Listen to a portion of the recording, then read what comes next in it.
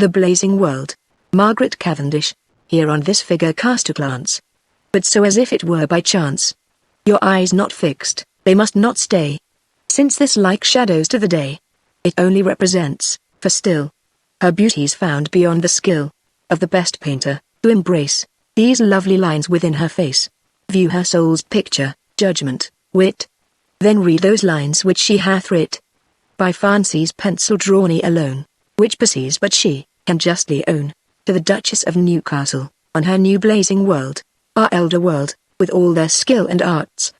could but divide the world into 3 parts. Columbus, then for navigation famed, found a new world, America 'tis named. Now this new world was found, it was not made. Anelli discovered, lying in time's shade. Then what are you, having no chaos found, to make a world, or any such least ground, but your creating fancy, thought it fit, to make your world of nothing, but pure wit, your blazing world, beyond the stars mounts higher,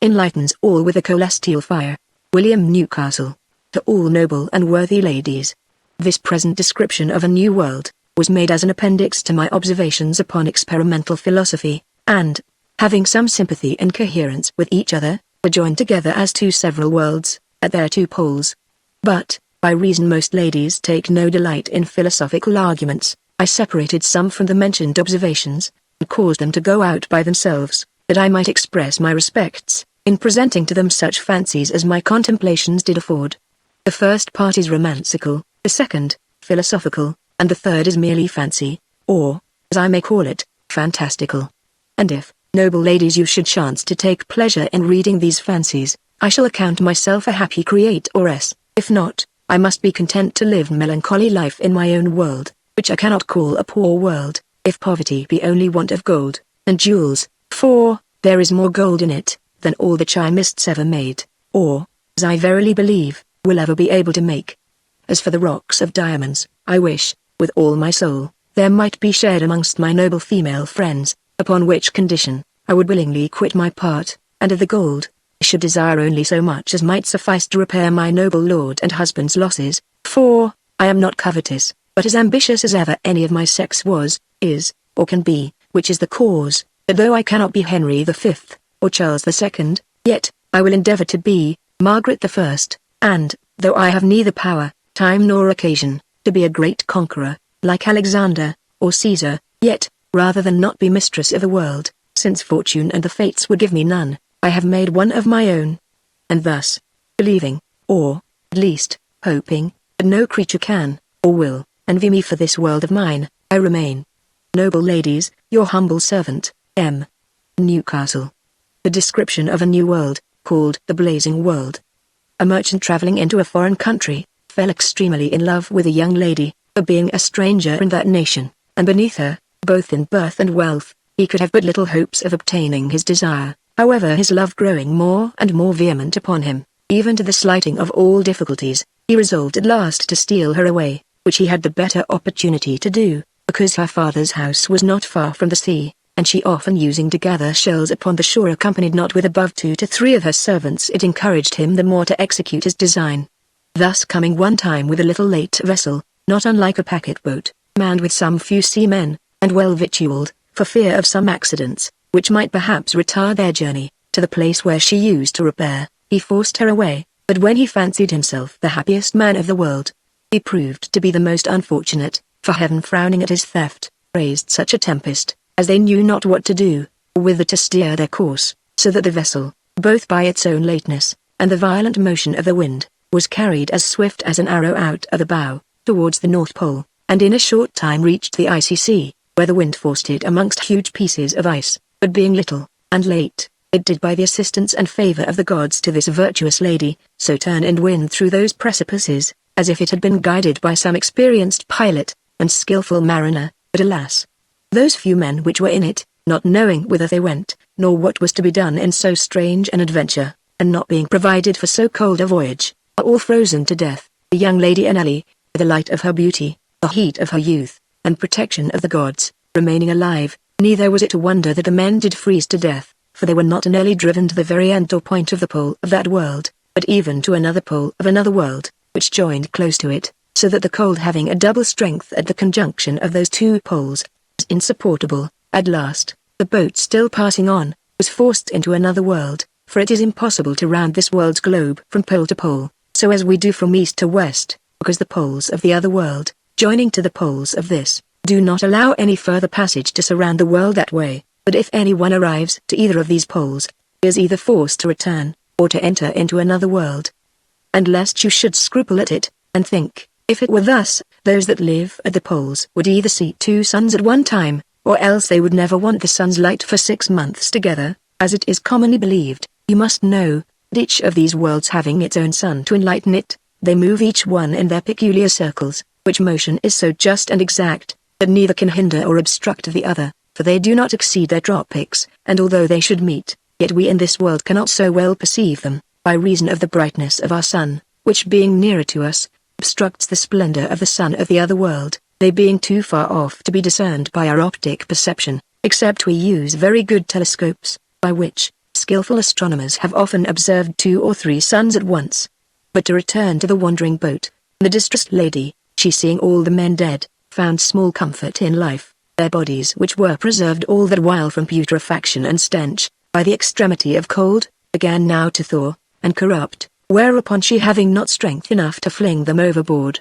was forced to remove out of her small cabine, upon the deck, to avoid the nauseous smell, and finding the boat swim between 2 plains of ice, as a stream that runs betwixt 2 shores, at last perceived land, but covered all with snow, from which came, walking upon the ice, strange creatures, in shape like bears, only they went upright as men. Those creatures coming near the boat, catched hold of it with their paws, that served them instead of hands. Some 2 or 3 of them entered first, and when they came out, the rest went in one after another. At last, having viewed and observed all that was in the boat, they spake to each other in a language which the lady did not understand, and having carried her out of the boat, sunk it, together with the dead men.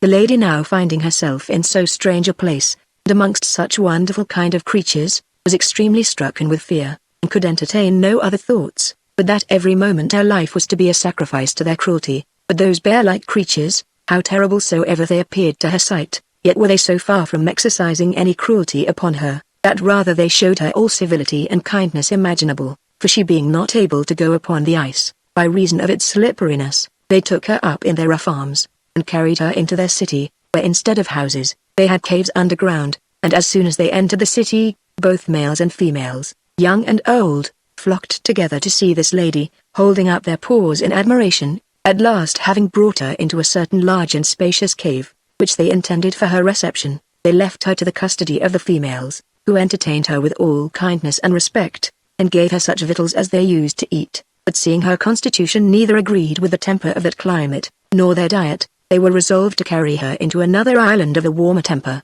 in which were men like foxes, nearly walking in an upright shape, who received their neighbors the bear men with great civility and courtship, very much admiring this beauteous lady, and having discoursed some while together, agreed at last to make her a present to the emperor of their world, to which end, after she had made some short stay in the same place, they brought her across that island to a large river, whose stream runs smooth and clear, like crystal, in which were numerous boats, much like our fox traps, in one whereof she was carried, some of the bear and fox men waiting on her, and as soon as they had crossed the river, they came into an island where there were men which had heads, beaks and feathers, like wild geese, and early they went in an upright shape, like the bear men and fox men. Their rumps they carried between their legs, their wings were of the same length with their bodies, and their tails of an indifferent size, trailing after them like a lady's garment. And after the bear and fox men had declared their intention and design to their neighbors, the geese or bird men, some of them joined to the rest, and attended the lady through that island, till they came to another great and large river. There was a preparation made of many boats, much like birds' nests, and nearly of a bigger size, and having crossed that river, they arrived into another island, which was of a pleasant and mild temper, full of woods, and the inhabitants thereof were satyrs, who received both the bear fox and bird men, with all respect and civility, and after some conferences, for they all understood each other's language, some chief of the satyrs joining to them, accompanied the lady out of that island to another river, wherein were many handsome and commodious barges, and having crossed that river, they entered into a large and spacious kingdom, the men whereof were of a grass-green complexion, who entertained them very kindly, and provided all conveniences for their further voyage. Hitherto they had nearly crossed rivers, But now they could not avoid the open seas any longer, wherefore they made their ships and tacklings ready to sail over into the island, where the Emperor of the Blazing World, so it was called, kept his residence. Very good navigators they were, and though they had no knowledge of the lodestone, or needle or pendulous watches, yet, which was as serviceable to them, they had subtle observations, and great practice, insomuch that they could not only tell the depth of the sea in every place, but where there were shelves of sand, rocks, and other obstructions to be avoided by skillful and experienced seamen. Besides, they were excellent augurers, which skill they counted more necessary and beneficial than the use of compasses, cards, watches, and the like. But, above the rest, they had an extraordinary art, much to be taken notice of by experimental philosophers, and that was a certain engine, which would draw in a great quantity of air, and shoot forth wind with a great force. This engine in a calm, they placed behind their ships, and in a storm, before, for it served against the raging waves, like cannons against an hostile army, or besieged town. It would batter and beat the waves in pieces, they as high as steeples. And as soon as a breach was made, they forced their passage through, in spite even of the most furious wind, using 2 of those engines at every ship, one before, to beat off the waves, and another behind to drive it on, so that the artificial wind had the better of the natural, for, it had a greater advantage of the waves, than the natural of the ships. The natural being above the face of the water, could not without a downright motion enter or press into the ships, whereas the artificial with a sideward motion, did pierce into the bowels of the waves. Moreover, it is to be observed, that in a great tempest they would join their ships in battle array, and when they feared wind and waves would be too strong for them, if they divided their ships, they joined as many together as the compass or advantage of the places of the liquid element would give them leave. For, their ships were so ingeniously contrived, that they could fasten them together as close as a honeycomb, without waste of place, and being thus united, no wind nor waves were able to separate them. The Emperor's ships were all of gold, but the merchants and skippers, of leather. The golden ships were not much heavier than ours of wood, by reason they were neatly made, and required not such thickness, neither were they troubled with pitch, tar, pumps, guns, and the like, which make our wooden ships very heavy, for though they were not all of a piece, yet they were so well soldered, there was no fear of leaks, chinks, clefts, and as for guns, there was no use of them, because they had no other enemies but the winds. But the leather ships were not altogether so sure, although much later. Besides, they were pitched to keep out water.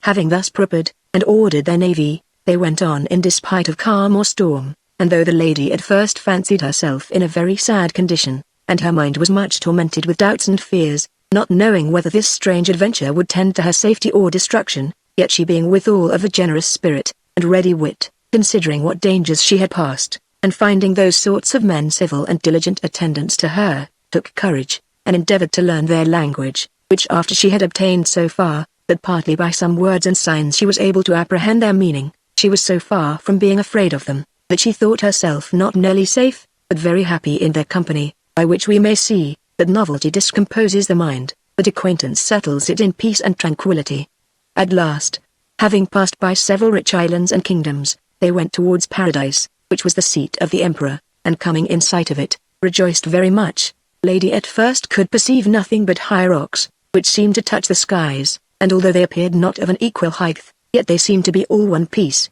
without partitions. But at last drawing nearer, she perceived a cliff, which was a part of those rocks, out of which she spied coming forth a great number of boats, which afar off showed like a company of ants, marching one after another. The boats appeared like the holes or partitions in a honeycomb, and when joined together, stood as close. The men were of several complexions, but none like any of our world, and when both the boats and ships met, they saluted and spake to each other very courteously, for there was but one language in all that world, nor no more but one emperor, to whom they all submitted with the greatest duty and obedience, which made them live in a continued peace and happiness, not acquainted with foreign wars or home-bred insurrections.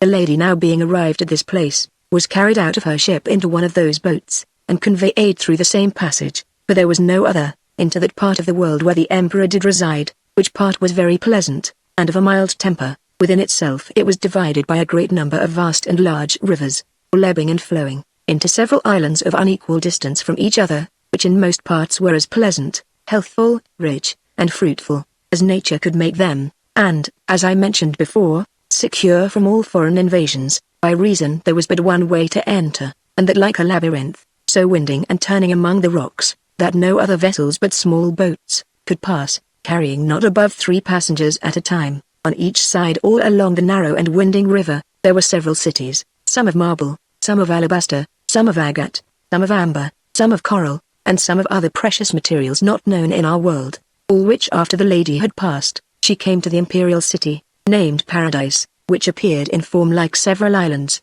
for rivers did run betwixt every street, which together with the bridges, whereof there was a great number, were all paved. The city itself was built of gold, and their architectures were noble, stately, and magnificent, not like our modern, but like those in the Romans' time, for our modern buildings are like those houses which children use to make of cards, one story above another, fitter for birds than men, but theirs were more large, and broad, than high. The highest of them did not exceed 2 stories, besides those rooms that were underground, as cellars, and other offices.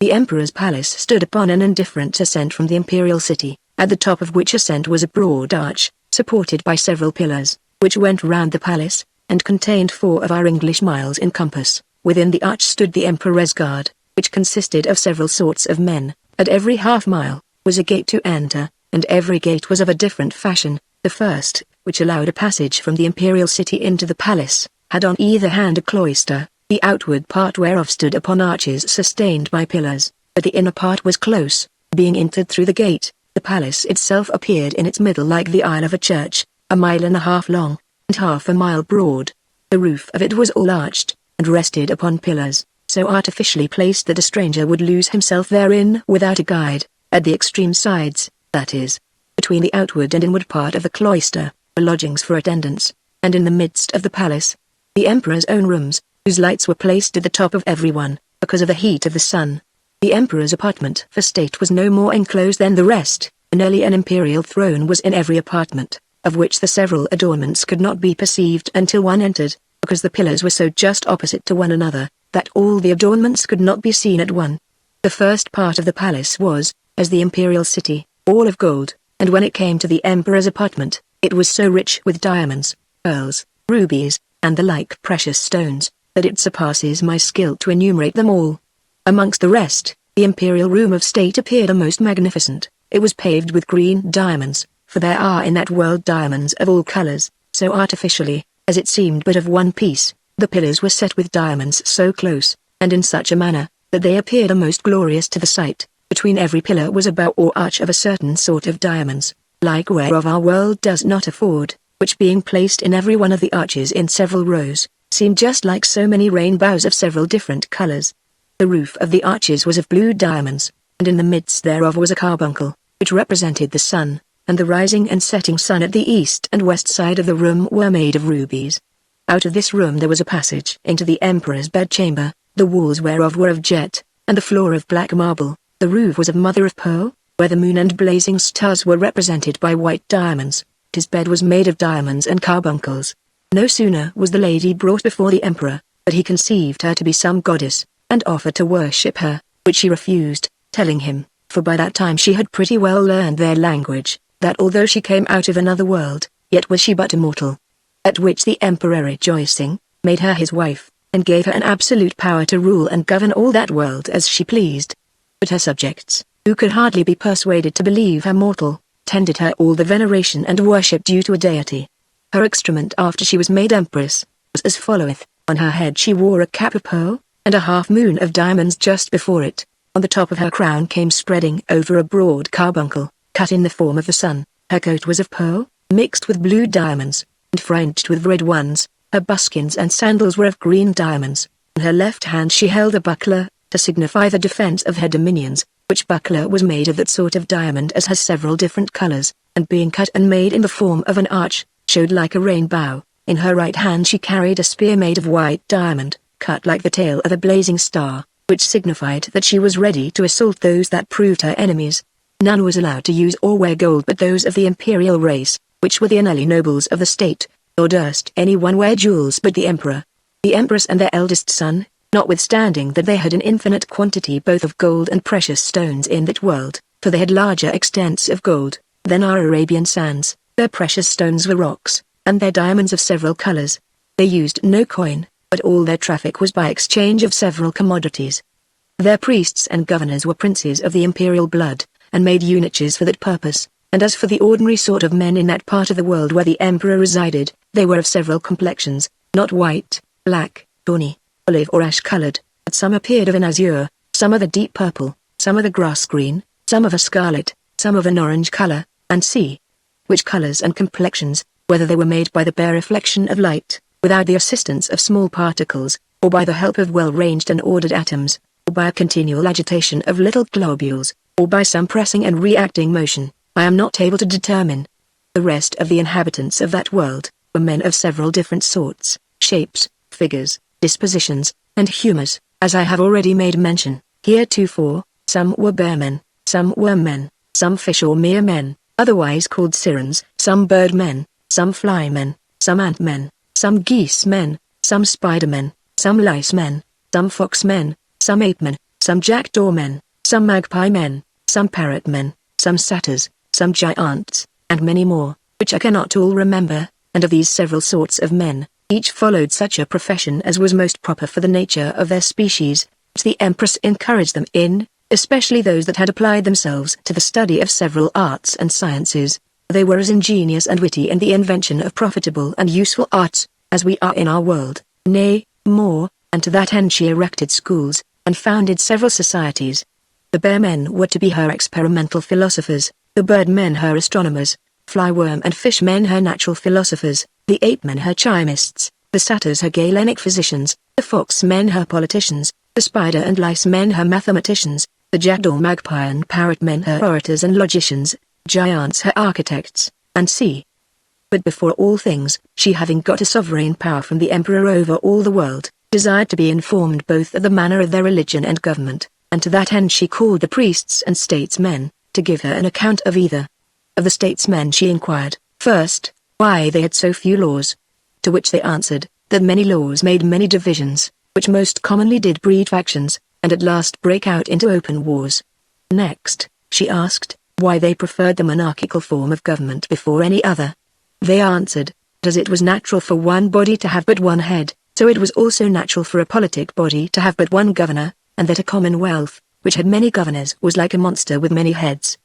Besides, said they, a monarchy is a divine form of government, and agrees most with our religion, for as there is but one God, whom we all unanimously worship and adore with one faith, so we are resolved to have but one emperor, to whom we all submit with one obedience. Then the empress, seeing that the several sorts of her subjects had each their churches apart, asked the priests, whether they were of several religions? They answered her majesty, that there was no more but one religion in all that world, nor no diversity of opinions in that same religion, for though there were several sorts of men, yet had they all but one opinion concerning the worship and adoration of God.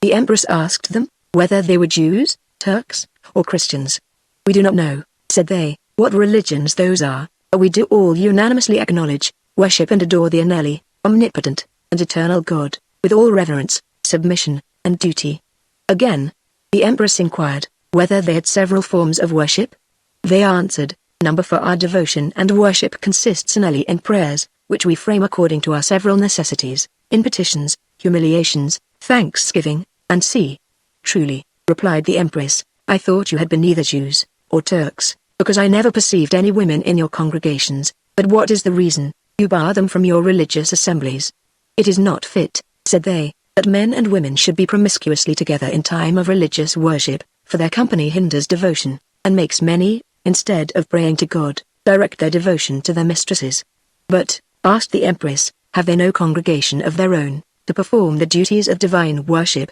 as well as men? No, answered they, but they stay at home, and say their prayers by themselves in their closets. Then the empress desired to know the reason why the priests and governors of their world were made eunuchs. They answered, to keep them from marriage, for women and children most commonly make disturbance both in church and state. But, said she, women and children have no employment in church or state. 'Tis true, answered they, but, although they are not admitted to public employments, yet are they so prevalent with their husbands and parents, that many times by their importunate persuasions, they cause as much, nay, more mischief secretly, than if they had the management of public affairs.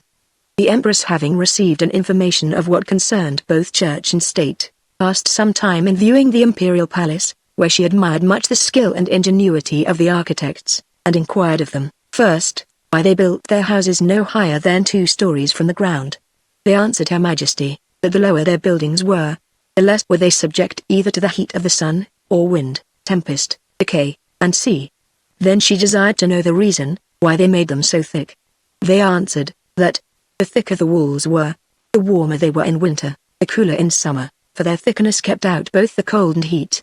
Lastly, she asked, why they arched their roofs, and made so many pillars. They replied, that arches and pillars did not only grace a building very much, but caused it to appear magnificent, but made it also firm and lasting. The Empress was very well satisfied with their answers, and after some time, when she thought that her new-founded societies of the virtuosos had made a good progress in the several employments she had put them upon, she caused a convocation first of the birdmen, and commanded them to give her a true relation of the 2 celestial bodies, viz.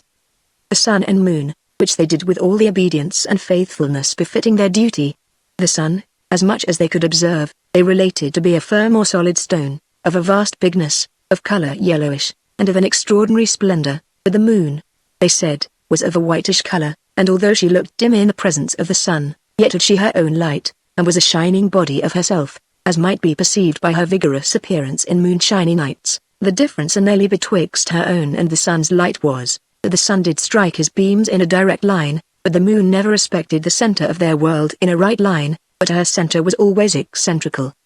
The spots both in the sun and moon, as far as they were able to perceive, they affirmed to be nothing else but flaws and stains of their stony bodies. Concerning the heat of the sun, they were not of one opinion. Some would have the sun hot in itself, alleging an old tradition, that it should at some time break asunder, and burn the heavens, and consume this world into hot embers, which, said they, could not be done, if the sun were not fiery of itself. Others again said, this opinion could not stand with reason, for fire being a destroyer of all things, the sun's tone after this manner would burn up all the near adjoining bodies. Besides, said they, fire cannot subsist without fuel, and the sun's tone having nothing to feed on, would in a short time consume itself, wherefore they thought it more probable that the sun was not actually hot, but only by the reflection of its light, though that its heat was an effect of its light, both being immaterial. But this opinion again was laughed at by others, and rejected as ridiculous, who thought it impossible that one immaterial should produce another, and believed that both the light and heat of the sun proceeded from a swift circular motion of the ethereal globules,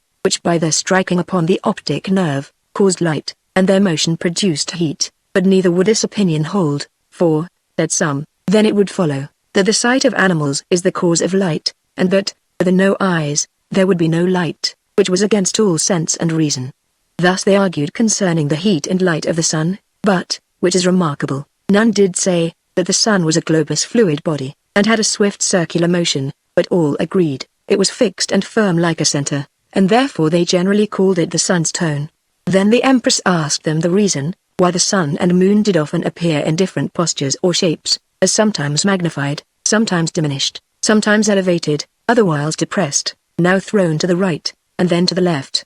To which some of the birdmen answered, that it proceeded from the various degrees of heat and cold, which are found in the air, from whence did follow a differing density and rarity, and likewise from the vapours that are interposed, whereof those that ascend are higher and less dense than the ambient air, but those which descend are heavier and more dense. But others did with more probability affirm, that it was nothing else but the various patterns of the air, for like as painters do not copy out one and the same original just alike at all times, so, said they, do several parts of the air make different patterns of the luminous bodies of the sun and moon, which patterns, several copies, the sensitive motions do figure out in the substance of our eyes. This answer the Empress liked much better than the former, and inquired further, what opinion they had of those creatures that are called the motes of the sun. To which they answered, that they were nothing else but streams of very small, rare and transparent particles, through which the sun was represented as through a glass, for if they were not transparent, said they would eclipse the light of the sun, and if not rare and of an airy substance,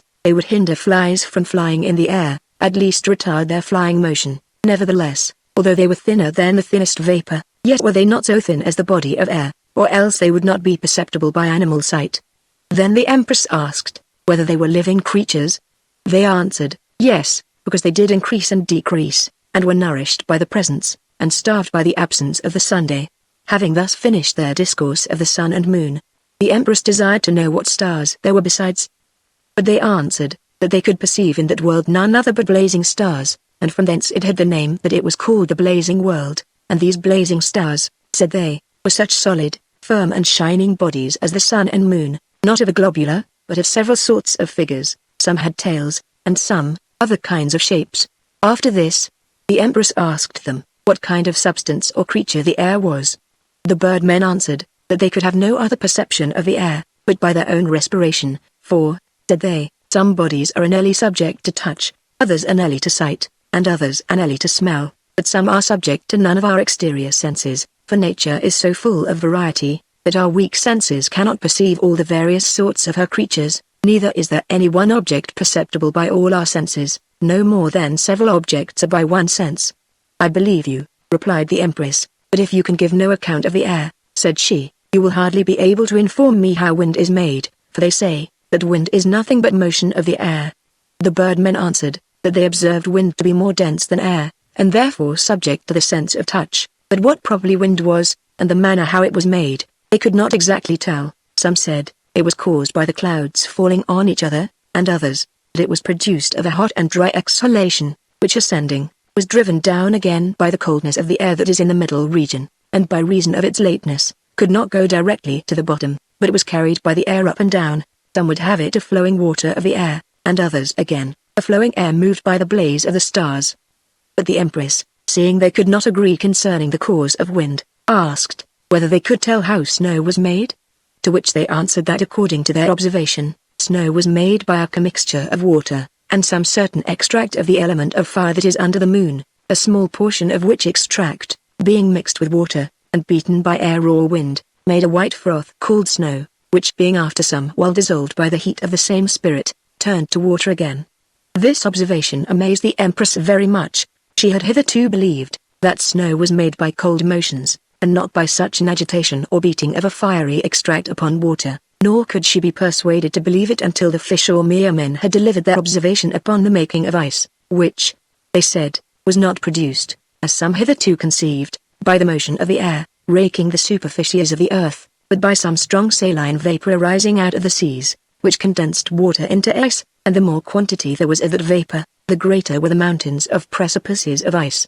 but the reason that it did not so much freeze in the torrid zone, or under the ecliptic, as near or under the poles, was, that this vapor in those places being drawn up by the sunbeams into the middle region of the air, was inly condensed into water, and fell down in showers of rain, whenas, under the poles, heat of the sun being not so vehement, the same vapor had no force or power to rise so high, and therefore caused so much ice, by ascending and acting inly upon the surface of water. This relation confirmed partly the observation of the birdmen concerning the cause of snow. But since they had made mention that that same extract, which by its commixture with water made snow, proceeded from the element of fire, that is under the moon, the Empress asked them, of what nature that elementary fire was, whether it was like ordinary fire here upon earth, or such a fire as is within the bowels of the earth, and as the famous mountains Vesuvius and Etna do burn withal, or whether it was such a sort of fire, as is found in flints, and sea. They answered, that the elementary fire, which is underneath the sun,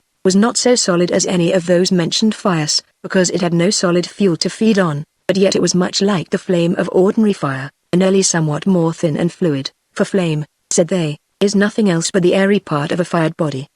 Lastly, the Empress asked the birdmen of the nature of thunder and lightning, and whether it was not caused by rows of ice falling upon each other,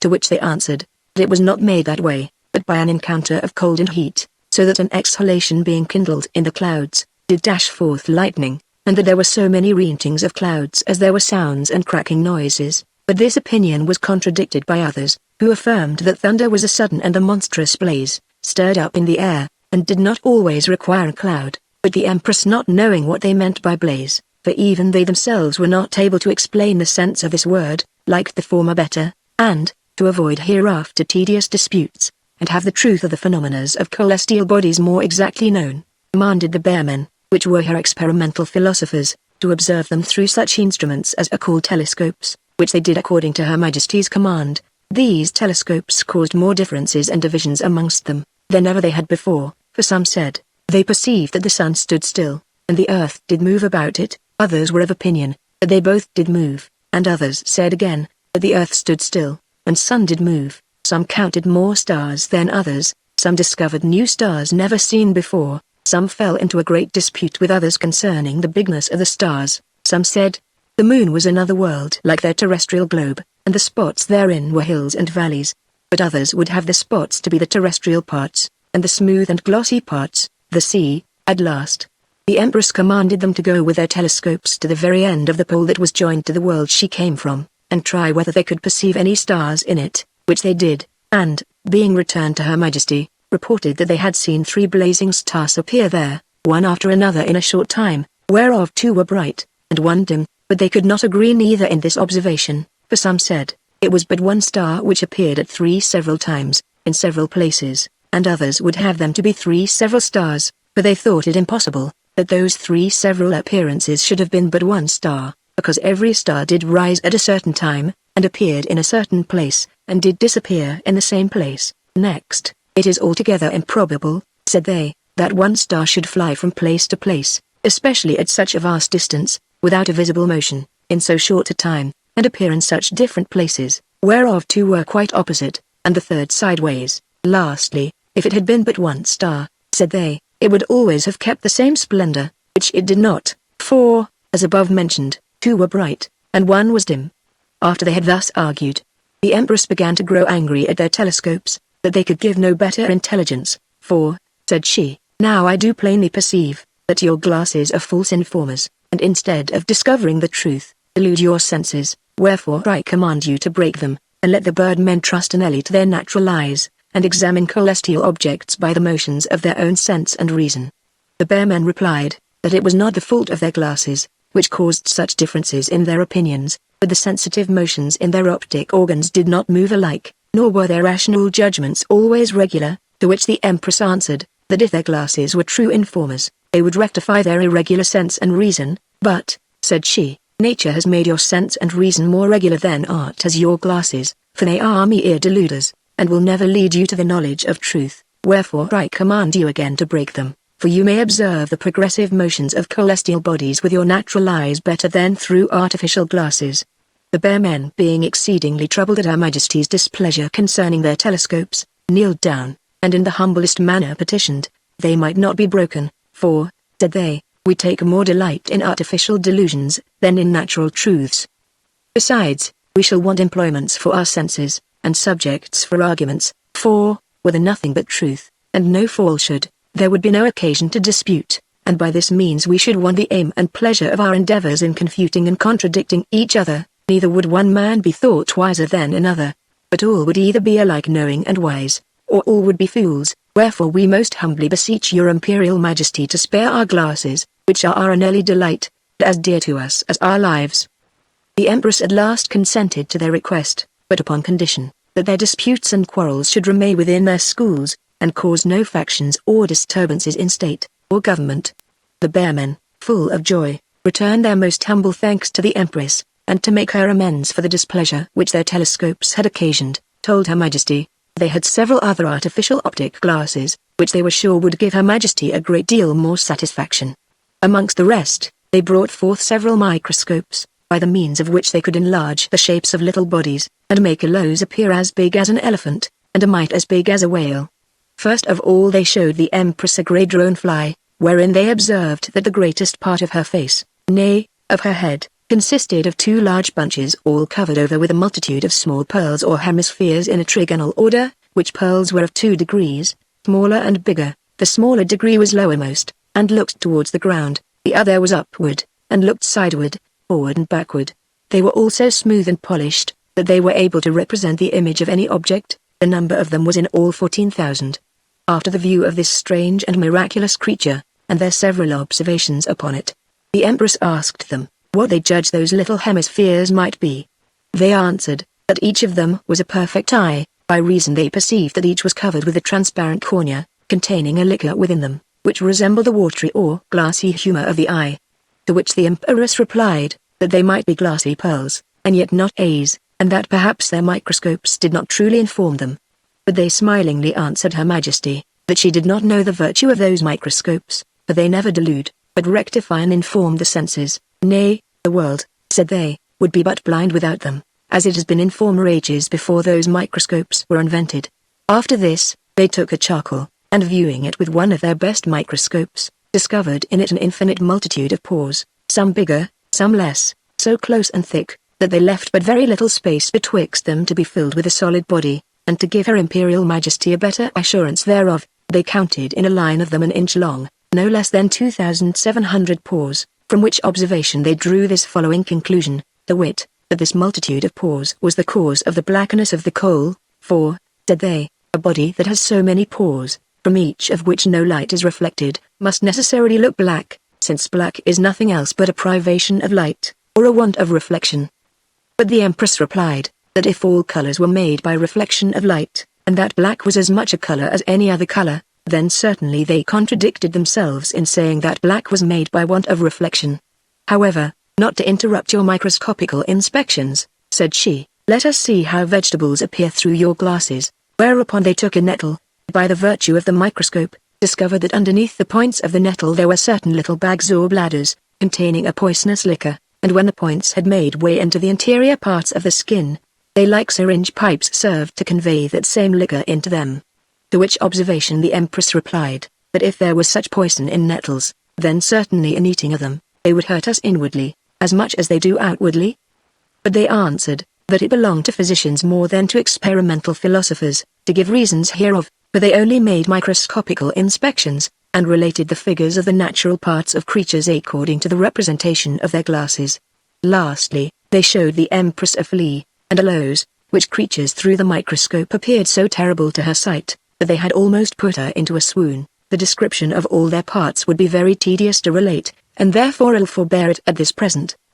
The Empress, after the view of those strangely shaped creatures, pitied much those that are molested with them, especially poor beggars, which although they have nothing to live on themselves, are yet necessitated to maintain and feed of their own flesh and blood, a company of such terrible creatures called lice, who, instead of thanks, do reward them with pains, and torment them for giving them nourishment and food. But after the Empress had seen the shapes of these monstrous creatures, she desired to know, whether their microscopes could hinder their biting, or at least show some means how to avoid them. To which they answered, that such arts were mechanical and below the noble study of microscopical observations. Then the Empress asked them, whether they had not such sorts of glasses that could enlarge and magnify the shapes of great bodies as well as they had done of little ones? Whereupon they took one of their best and largest microscopes, and endeavored to view a whale through it, but alas! The shape of the whale was so big, that its circumference went beyond the magnifying quality of the glass, whether the error proceeded from the glass, or from a wrong position of the whale against the reflection of light, I cannot certainly tell.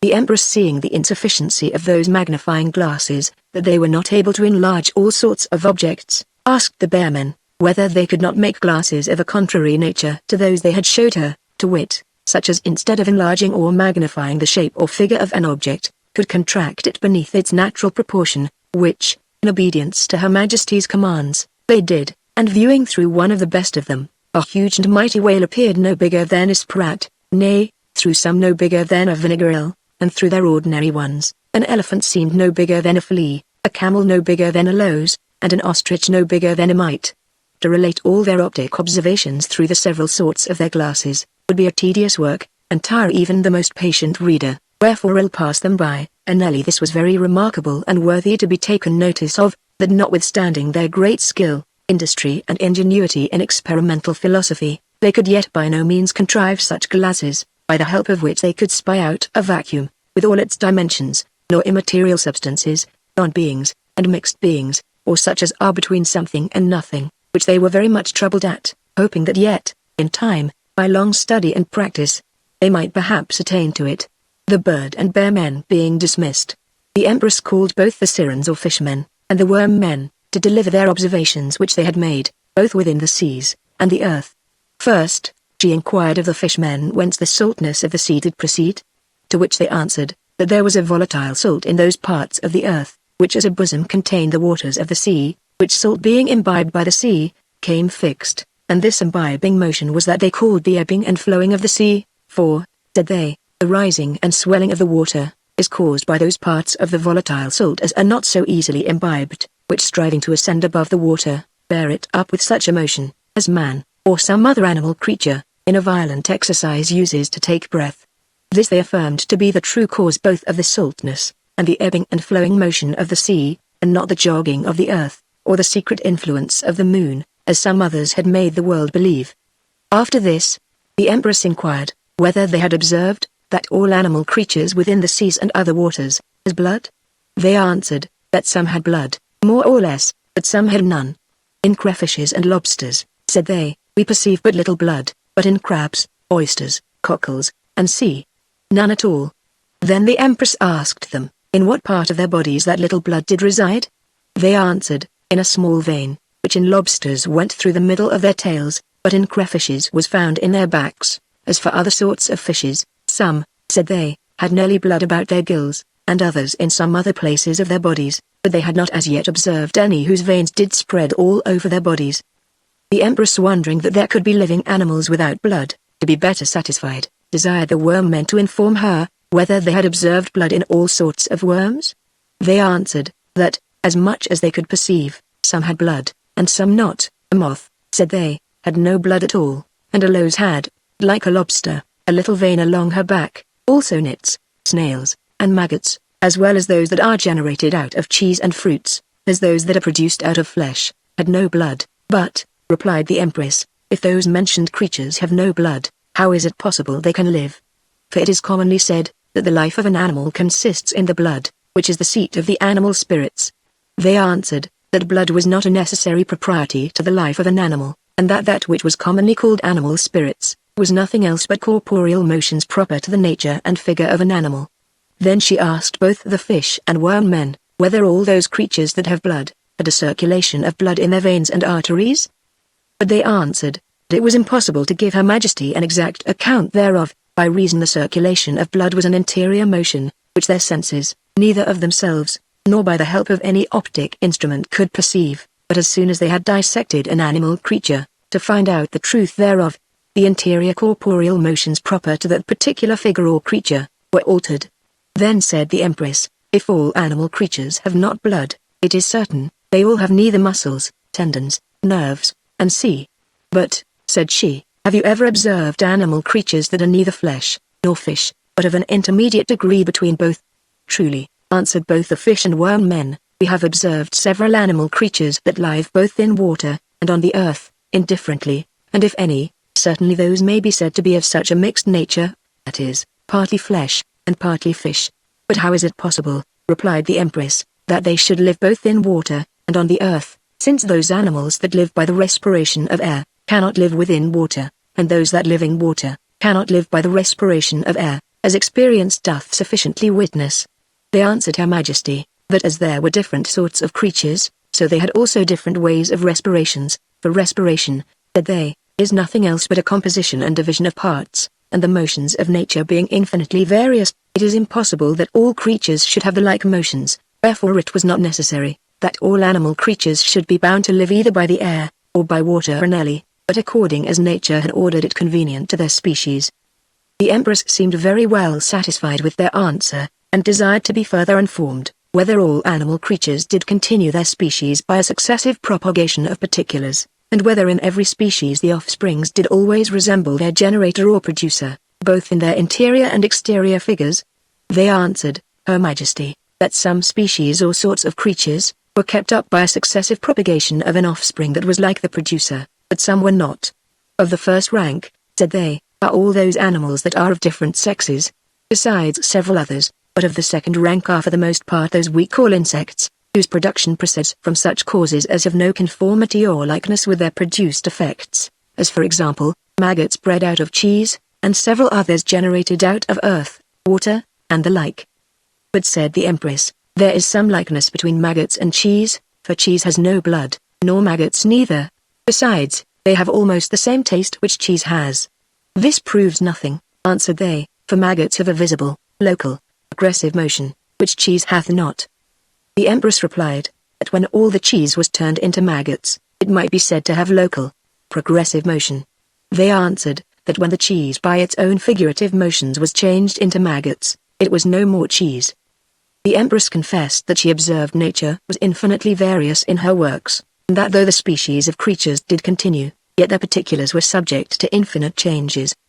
But since you have informed me, said she, of the various sorts and productions of animal creatures, I desire you to tell me what you have observed of their sensitive perceptions. Truly, answered they, your Majesty puts a very hard question to us, and we shall hardly be able to give a satisfactory answer to it, for there are many different sorts of creatures, which as they have all different perceptions, so they have also different organs, which our senses are not able to discover. And in an oyster shell we have with admiration observed, that the common sensorium of the oyster lies just as the closing of the shells, where the pressure and reaction may be perceived by the opening and shutting of the shells every tide. After all this, the Empress desired the worm men to give her a true relation how frost was made upon the earth. To which they answered, that it was made much after the manner and description of the fish and bird men, concerning the congelation of water into ice and snow, by a commixture of saline and acid particles, which relation added a great light to the ape men, who were the chymists, concerning their chemical principles, salt,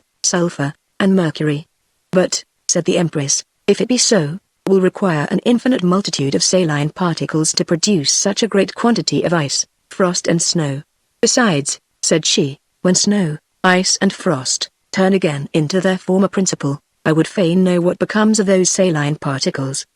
But neither the worm men, nor the fish and bird men, could give her an answer to it. Then the Empress inquired of them the reason, why springs were not as salt as the sea is. Also, why some did ebb and flow.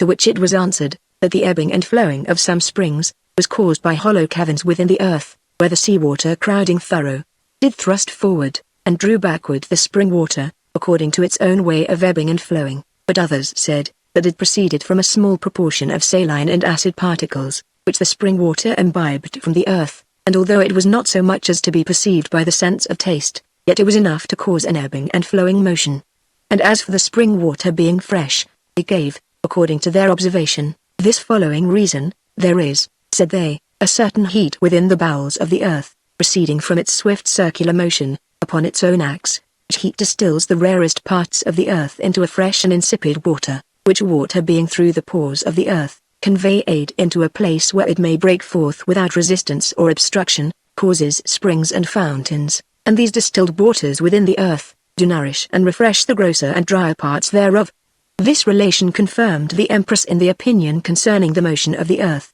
and the fixedness of the sun, as the bird men had informed her, and then she asked the worm men, whether minerals and vegetables were generated by the same heat that is within the bowels of the earth? To which they could give her no positive answer, and this they affirmed, that heat and cold were not the primary producing causes of either vegetables or minerals, or other sorts of creatures, but effects, and to prove this our assertion, said they, we have observed, that by change of some sorts of corporeal motions, that which is now hot, will become cold, and what is now cold, will grow hot, but the hottest place of all, we find to be the center of the earth. Neither do we observe, that the torrid zone does contain so much gold and silver as the temperate, nor is the great store of iron and lead wheresoever there is gold, for these metals are most found in colder climates towards either of the poles. This observation, the Empress commanded them to confer with her chymists, the ape-men, to let them know that gold was not produced by a violent, but a temperate degree of heat. She asked further, whether gold could not be made by art? They answered, that they could not certainly tell Her Majesty, but if it was possible to be done, they thought tin, lead, brass, iron and silver, to be the fittest metals for such an artificial transmutation. Then she asked them, whether art could produce iron, tin, lead, or silver. They answered, not, in their opinion. Then I perceive, replied the Empress, that your judgments are very irregular, since you believe that gold, which is so fixed a metal, that nothing has been found as yet which could occasion a dissolution of its interior figure, may be made by art, and not tin, lead, iron, copper or silver, which yet are so far weaker, and meaner metals than gold is. But the worm men excused themselves, that they were ignorant in that art, and that such questions belonged more properly to the ape-men, which were Her Majesty's chymists. Then the Empress asked them, whether by their sensitive perceptions they could observe the interior corporeal, figurative motions both of vegetables and minerals? They answered, that their senses could perceive them after they were produced, but not before. Nevertheless, said they, although the interior, figurative motions of natural creatures are not subject to the exterior, animal, sensitive perceptions, yet by their rational perception they may judge of them, and of their productions if they be regular, whereupon the Empress commanded the bear men to lend them some of their best microscopes. At which the pair men smilingly answered Her Majesty, that their glasses would do them but little service in the bowels of the earth, because there was no light, for, said they, our glasses do only represent exterior objects, according to the various reflections and positions of light, and wheresoever light is wanting, the glasses will do no good. To which the worm men replied, that although they could not say much of refractions, reflections, inflections, and the like, yet were they not blind, even in the bowels of the earth, for they could see the several sorts of minerals, as also minute animals, that lived there, which minute animal creatures were not blind neither, had some kind of sensitive perception that was as serviceable to them, as sight, taste, smell, touch, hearing, and see, was to other animal creatures, by which it is evident, that nature has been as bountiful to those creatures that live underground, or in the bowels of the earth, as to those that live upon the surface of the earth, or in the air, or in water. But howsoever, proceeded the worm men, although there is light in the bowels of the earth, yet your microscopes will do but little good there, by reason those creatures that live underground have not such an optic sense as those that live on the surface of the earth, wherefore, unless you had such glasses as are proper for their perception, your microscopes will not be any ways advantageous to them. The Empress seemed well pleased with this answer of the worm men, and asked them further, whether minerals and all other creatures within the earth were colorless, at which question they could not forbear laughing, and when the Empress asked the reason why they laughed, "We most humbly beg your Majesty's pardon," replied they, "for we could not choose but laugh, when we heard of a colorless body." "Why," said the Empress, "color is only an accident, which is an immaterial thing, and has no being of itself, but in another body." "Those," replied they, "that informed your Majesty thus, surely their rational motions were very irregular, for how is it possible, that a natural nothing can have a being in nature?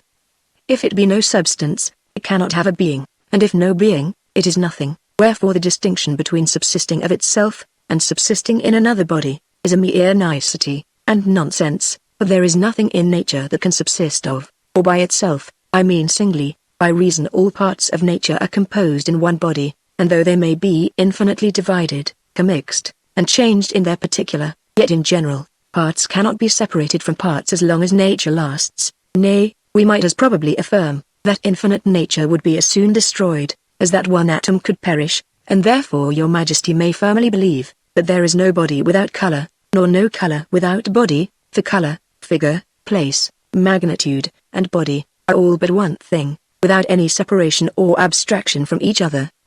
The Empress was so wonderfully taken with this discourse of the worm men, that she not only pardoned the rudeness they committed in laughing at first at her question, but yielded a full assent to their opinion, which she thought the most rational that ever she had heard yet, and then proceeding in her questions, inquired further, whether they had observed any seminal principles within the earth free from all dimensions and qualities, which produced vegetables, minerals, and the like. To which they answered, that concerning the seeds of minerals, their sensitive perceptions have never observed any, but vegetables had certain seeds out of which they were produced. Then she asked, whether those seeds of vegetables lost their species, that is, were annihilated in the production of their offspring? To which they answered, that by an annihilation, nothing could be produced, and that the seeds of vegetables were so far from being annihilated in their productions, that they did rather numerously increase and multiply, for the division of one seed, said they, does produce numbers of seeds out of itself.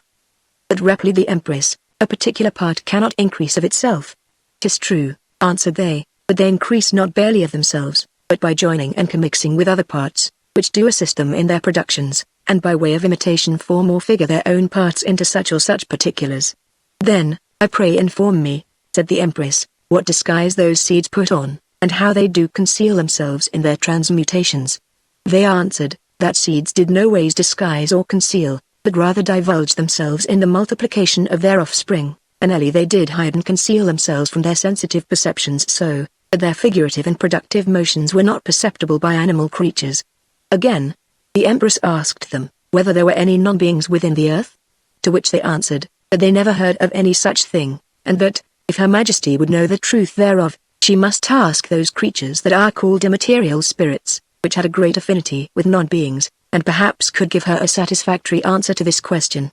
Then she desired to be informed, what opinion they had of the beginning of forms. They told Her Majesty, that they did not understand what she meant by this expression, for, said they, there is no beginning in nature, no not of particulars, by reason nature is eternal and infinite, and her particulars are subject to infinite changes and transmutations by virtue of their own corporeal, figurative self-motions, so that there's nothing new in nature, not properly a beginning of anything. The Empress seemed well satisfied with all those answers, and inquired further, whether there was no art used by those creatures that live within the earth? Yes, answered they, for the several parts of the earth do join and assist each other in composition or framing of such or such particulars, and many times, there are factions and divisions, which cause productions of mixed species, as, for example, weeds, instead of sweet flowers and useful fruits, but gardeners and husbandmen use often to decide their quarrels, and cause them to agree, which though it shows a kindness to the differing parties, yet 'tis a great prejudice to the worms, and other animal creatures that live underground, for it most commonly causes their dissolution and ruin, at best they are driven out of their habitations. What, said the Empress, are not worms produced out of the earth? Their production in general, answered they, is like the production of all other natural creatures, proceeding from the corporeal figurative motions of nature, but as for their particular productions, they are according to the nature of their species. Some are produced out of flowers, some out of roots, some out of fruits, some out of ordinary earth. Then they are very ungrateful children, replied the Empress, that they feed on their own parents which gave them life. Their life, answered they, is their own, and not their parents', for no part or creature of nature can either give or take away life, but parts do anally assist and join with parts, either in dissolution or production of other parts and creatures. After this, and several other conferences, which the Empress held with the worm men, she dismissed them, and having taken much satisfaction in several of their answers, encouraged them in their studies and observations. Then she made a convocation of her chimists, the apemen, and commanded them to give her an account of the several transmutations which their art was able to produce. They began first with a long and tedious discourse concerning the primitive ingredients of natural bodies, and how, by their art, they had found out the principles out of which they consist. But they did not all agree in their opinions, for some said that the principles of all natural bodies were the four elements, fire, air, water, earth, out of which they were composed. Others rejected this elementary commixture, and said, there were many bodies out of which none of the four elements could be extracted by any degree of fire whatsoever, and that, on the other side, there were divers bodies, whose resolution by fire reduced them into more than four different ingredients, and these affirmed, the only principles of natural bodies were salt, sulfur, and mercury. Others again declared, that none of the forementioned could be called the true principles of natural bodies, but that by their industry and pains which they had taken in the art of chemistry, they had discovered, that all that natural bodies were produced but from one principle, which was water, for all vegetables, minerals, and animals, said they, and nothing else. But simple water distinguished into various figures by the virtue of their seeds. But after a great many debates and contentions about this subject, the Empress being so much tired that she was not able to hear them any longer, imposed a general silence upon them, and then declared herself in this following discourse. I am too sensible of the pains you have taken in the art of chemistry, to discover the principles of natural bodies, and wish they had been more profitably bestowed upon some other, than such experiments, for both by my own contemplation, and the observations which I have made by my rational and sensitive perception upon nature, and her works, I find, that nature is but one infinite self-moving body, which by the virtue of its self-motion, is divided into infinite parts, which parts being restless, undergo perpetual changes and transmutations by their infinite compositions and divisions.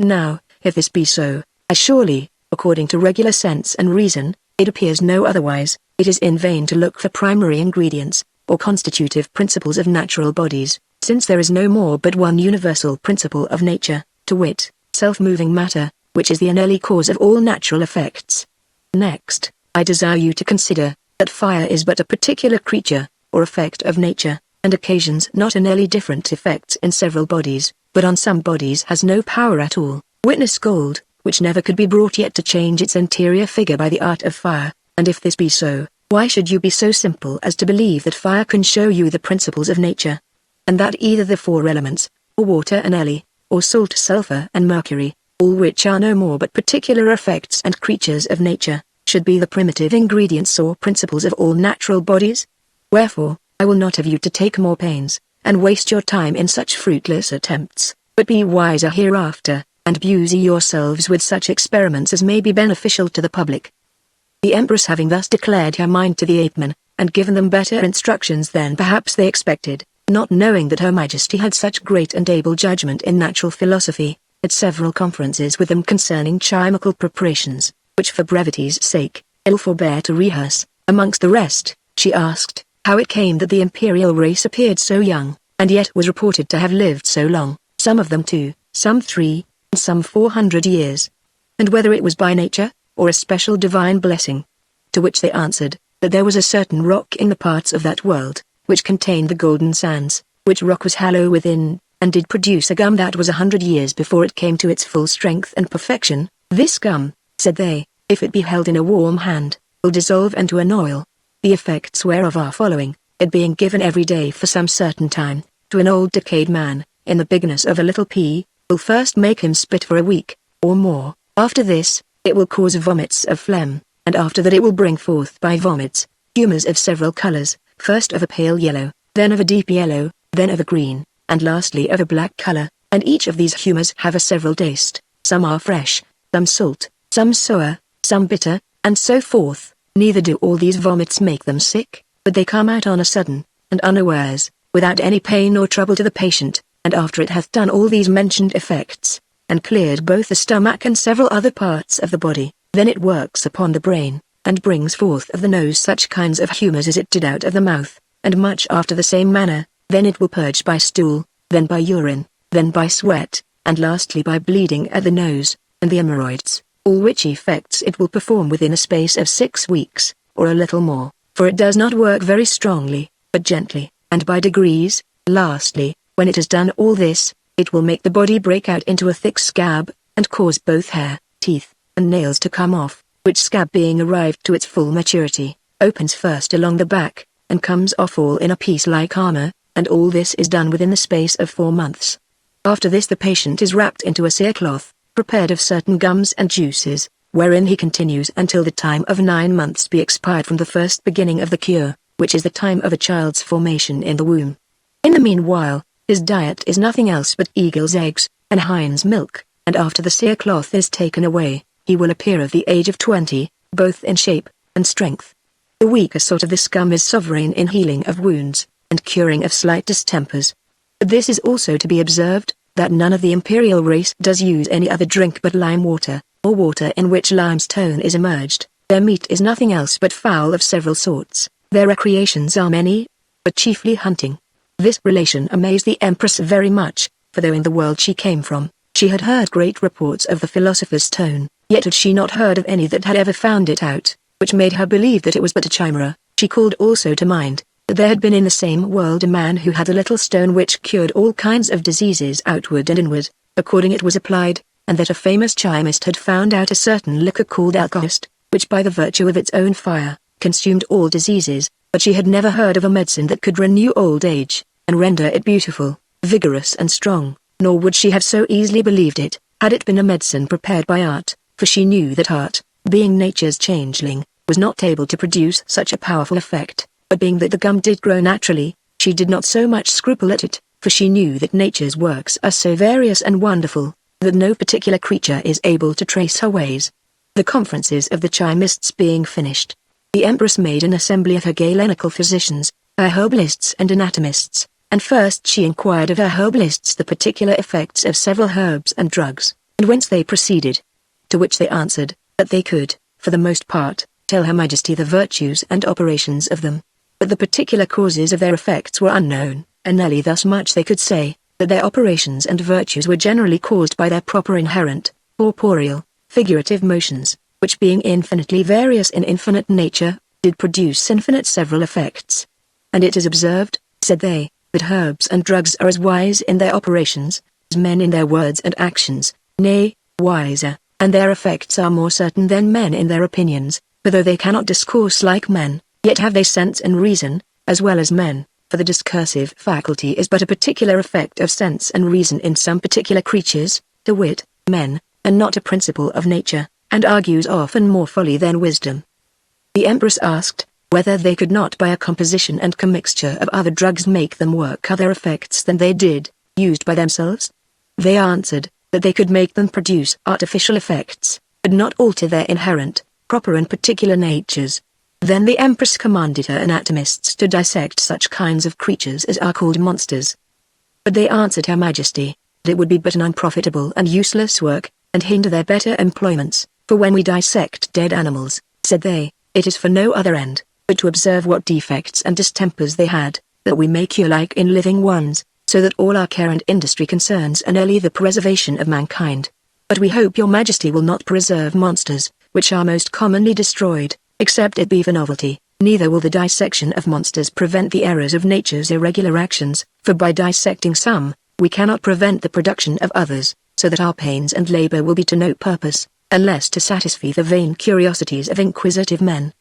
The Empress replied, such dissections would be very beneficial to experimental philosophers. If experimental philosophers, answered they, do spend their time in such useless inspections, they waste it in vain, and have nothing but their labor for their pains. Lastly, Her Majesty had some conferences with the Galenic physicians about several diseases, and amongst the rest, desired to know the cause and nature of apoplexies, and the spotted plague. They answered, that a deadly apoplexy was a dead palsy of the brain, and the spotted plague was a gangrene of the vital parts, and as the gangrene of outward parts did strike inwardly, so the gangrene of inward parts did break forth outwardly, which is the cause, said they, that as soon as the spots appear, death follows, for then it is an infallible sign, that the body is throughout infected with a gangrene, which is a spreading devil, but some gangrenes do spread more suddenly than others, and of all sorts of gangrenes, plaguey gangrene is the most infectious, for other gangrenes infect but the next adjoining parts of one particular body,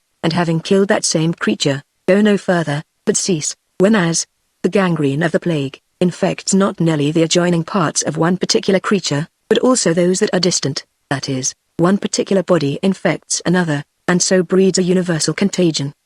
But the Empress being very desirous to know in what manner the plague was propagated, and became so contagious, asked, whether it went actually out of one body into another? To which they answered, that it was a great dispute amongst the learned of their profession, whether it came by a division and composition of parts, that is, by expiration and inspiration, or whether it was caused by imitation. Some experimental philosophers, said they, will make us believe, that by the help of their microscopes, they have observed the plague to be a body of little flies-like atoms, which go out of one body into another, through the sensitive passages. But the most experienced and wisest of our society, have rejected this opinion as a ridiculous fancy, and do, for the most part, believe, that it is caused by an imitation of parts, so that the motions of some parts which are sound, do imitate the motions of those that are infected, and that by this means, the plague becomes contagious, and spreading.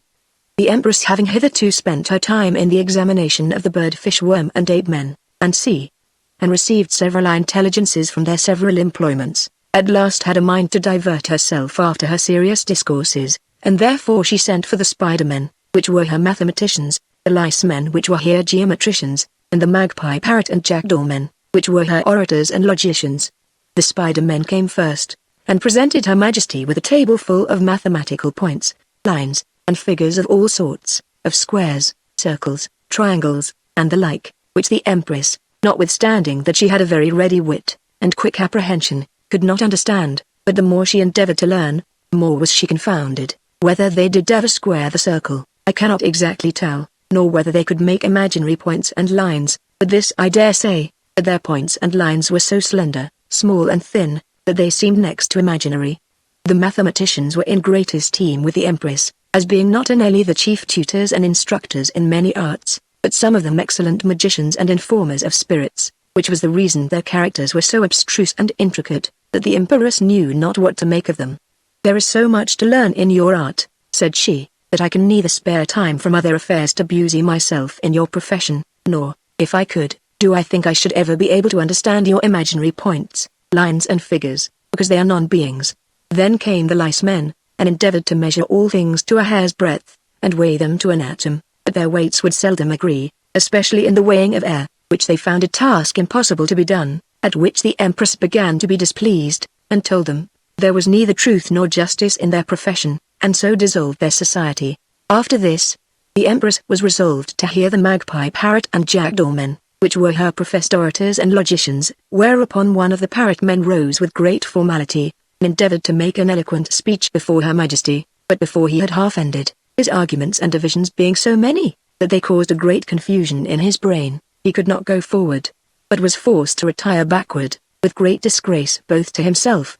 and the whole society, and although one of his brethren endeavored to second him by another speech, yet was he as far to seek, as the former. At which the Empress appeared not a little troubled, and told them, they followed too much the rules of art, and confounded themselves with too nice formalities and distinctions, but since I know, said she, that you are a people who have naturally voluble tongues, and good memories, I desire you to consider more the subject you speak of, than your artificial periods, connections and parts of speech, and leave the rest to your natural eloquence, which they did, and so became very eminent orators. Lastly, Her Imperial Majesty being desirous to know what progress her logicians had made in the art of disputing, commanded them to argue upon several themes or subjects, which they did, and having made a very nice discourse of logistical terms and propositions, entered into a dispute by way of syllogistical arguments, through all the figures and modes. One began with an argument of the first mode of the first figure, thus, every politician is wise, every knave is a politician, therefore every knave is wise.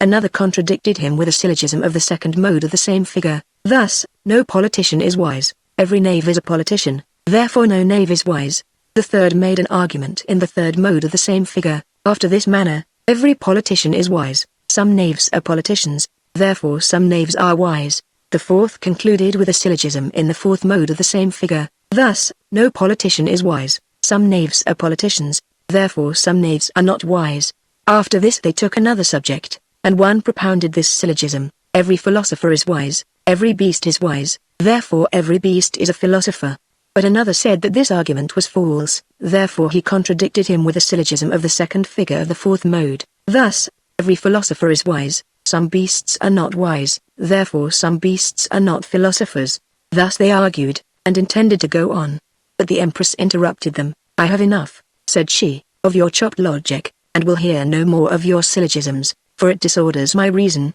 and puts my brain on the rack. Your formal argumentations are able to spoil all natural wit, and I'll have you to consider, that art does not make reason, but reason makes art, and therefore as much as reason is above art, so much is a natural rational discourse to be preferred before an artificial, for art is, for the most part irregular, and disorders men's understandings more than it rectifies them, and leads them into a labyrinth where they'll never get out, and makes them dull and unfit for useful employments, especially your art of logic, which consists entirely in contradicting each other, in making sophisms, and obscuring truth, instead of clearing it. But they replied to Her Majesty, that the knowledge of nature, that is, natural philosophy, would be imperfect without the art of logic, and that there was an improbable truth which could no otherwise be found out than by the art of disputing. Truly, said the Empress, I do believe that it is with natural philosophy, as it is with all other effects of nature, for no particular knowledge can be perfect, by reason knowledge is dividable, as well as composable. Nay, to speak properly, nature herself cannot boast of any perfection, but God himself, because there are so many irregular motions in nature, and 'tis but a folly to think that art should be able to regulate them, since art itself is, for the most part, irregular. But as for improbable truth, I know not what your meaning is, for truth is more than improbability. Nay, there is so much difference between truth and improbability, that I cannot conceive it possible how they can be joined together. In short, said she, I do no ways approve of your profession, and though I will not dissolve your society, yet I shall never take delight in hearing you any more. Wherefore confine your disputations to your schools, lest besides the commonwealth of learning, they disturb also divinity and policy, religion and laws, and by that means draw an utter ruin and destruction both upon church and state. After the Empress had thus finished the discourses and conferences with the mentioned societies of her virtuosos, she considered by herself the manner of their religion, and finding it very defective, was troubled, that so wise and knowing a people should have no more knowledge of the divine truth. Wherefore she consulted with her own thoughts, whether it was possible to convert them all to her own religion. To that end she resolved to build churches, and make also up a congregation of women, whereof she intended to be the head herself, and to instruct them in the several points of her religion. This she had no sooner begun, but the women, which generally had quick wits, subtle conceptions, clear understandings, and solid judgments, became, in a short time, very devout and zealous sisters, for the Empress had an excellent gift of preaching, and instructing them in the articles of faith, and by that means, she converted them not nearly soon, but gained an extraordinary love of all her subjects throughout that world. But at last, pondering with herself the inconstant nature of mankind, and fearing that in time they would grow weary, and desert the divine truth, following their own fancies, and living according to their own desires, she began to be troubled that her labors and pains should prove of so little effect, and therefore studied all manner of ways to prevent it. Amongst the rest, she called to mind a relation which the birdmen made her once, of a mountain that did burn in flames of fire, and thereupon did immediately send for the wisest and subtlest of her worm men, commanding them to discover the cause of the eruption of that same fire, which they did, and having dived to the very bottom of the mountain, informed Her Majesty, that there was a certain sort of stone, whose nature was such, that being wetted, it would grow excessively hot, and break forth into a flaming fire, until it became dry, and then it ceased from burning. The Empress was glad to hear this news, and forthwith desired the worm men to bring her some of that stone, but be sure to keep it secret. She sent also for the bird men, and asked them whether they could not get her a piece of the sunstone. They answered, that it was impossible, unless they did spoil or lessen the light of the world. But, said they, if it please your Majesty, we can demolish one of the numerous stars of the sky, which the world will never miss. The Empress was very well satisfied with this proposal, and having thus employed these two sorts of men, in the meanwhile builded two chapels one above another, the one she lined throughout with diamonds, both roof, walls and pillars, but the other she resolved to line with the star-stone. The firestone she placed upon the diamond lining, by reason fire has no power on diamonds, and when she would have that chapel where the firestone was, appear all in flame, she had by the means of artificial pipes, water conveyed into it, which by turning the cock, did, as out of a fountain, spring over all the room, and as long as the firestone was wet, the chapel seemed to be all in a flaming fire. The other chapel, which was lined with the star-stone, did an early cast a splendorous and comfortable light. Both the chapels stood upon pillars, just in the middle of a round cloister, which was dark as night, neither was there any other light within them, but what came from the fire and star-stone, being everywhere open, allowed to all that were within the compass of the cloister, a free prospect into them. Besides, they were so artificially contrived, that they did both move and circle about their own centres, without intermission, contrary ways. In the chapel which was lined with the firestone, the Empress preached sermons of terror to the wicked, and told them of the punishments for their sins, to wit, that after this life they should be tormented in an everlasting fire. But in the other chapel lined with the star-stone, she preached sermons of comfort to those that repented of their sins, and were troubled at their own wickedness. Neither did the heat of the flame in the least hinder her, for the firestone did not cast so great a heat, but the Empress was able to endure it, by reason the water which was poured on the stone, by its own self-motion turned into a flaming fire, occasioned by the natural motions of the stone, which made the flame weaker than if it had been fed by some other kind of fuel. The other chapel where the star-stone was, although it did cast a great light, yet was it without all heat, and the Empress appeared like an angel in it, and as that chapel was an emblem of hell, so this was an emblem of heaven. And thus the Empress, by art, and her own ingenuity, did not nearly convert the blazing world to her own religion, kept them in a constant belief, without enforcement or bloodshed, for she knew well, that belief was a thing not to be forced or pressed upon the people, but to be instilled into their minds by gentle persuasions, and after this manner she encouraged them also in all other duties and employments, for fear, though it makes people obey, yet does it not last so long, nor is it so sure a means to keep them to their duties, as love. Last of all, when she saw that both church and state now in a well-ordered and settled condition, her thoughts reflected upon the world she came from, and though she had a great desire to know the condition of the same, yet could she advise no manner of way how to gain any knowledge thereof. At last, after many serious considerations, she conceived that it was impossible to be done by any other means, than by the help of immaterial spirits, wherefore she made a convocation of the most learned, witty and ingenious of all the forementioned sorts of men, and desired to know of them, whether there were any immaterial spirits in their world. First, she inquired of the worm men, whether they had perceived some within the earth. They answered Her Majesty, they never knew of any such creatures, for whatsoever did dwell within the earth, said they, was embodied in material. Then she asked the flymen, whether they had observed any in the air? For you having numerous eyes, said she, will be more able to perceive them, than any other creatures. To which they answered Her Majesty, that although spirits, being immaterial, could not be perceived by the worm men in the earth, yet they perceived that such creatures did lodge in the vehicles of the air. Then the Empress asked, whether they could speak to them, and whether they did understand each other? The flymen answered, that those spirits were always clothed in some sort or other of material garments, which garments were their bodies, made, for the most part, of air, and when occasion served, they could put on any other sort of substances, but yet they could not put these substances into any form or shape, as they pleased. The Empress asked the flymen, whether it was possible that she could be acquainted, and have some conferences with them. They answered, they did verily believe she might.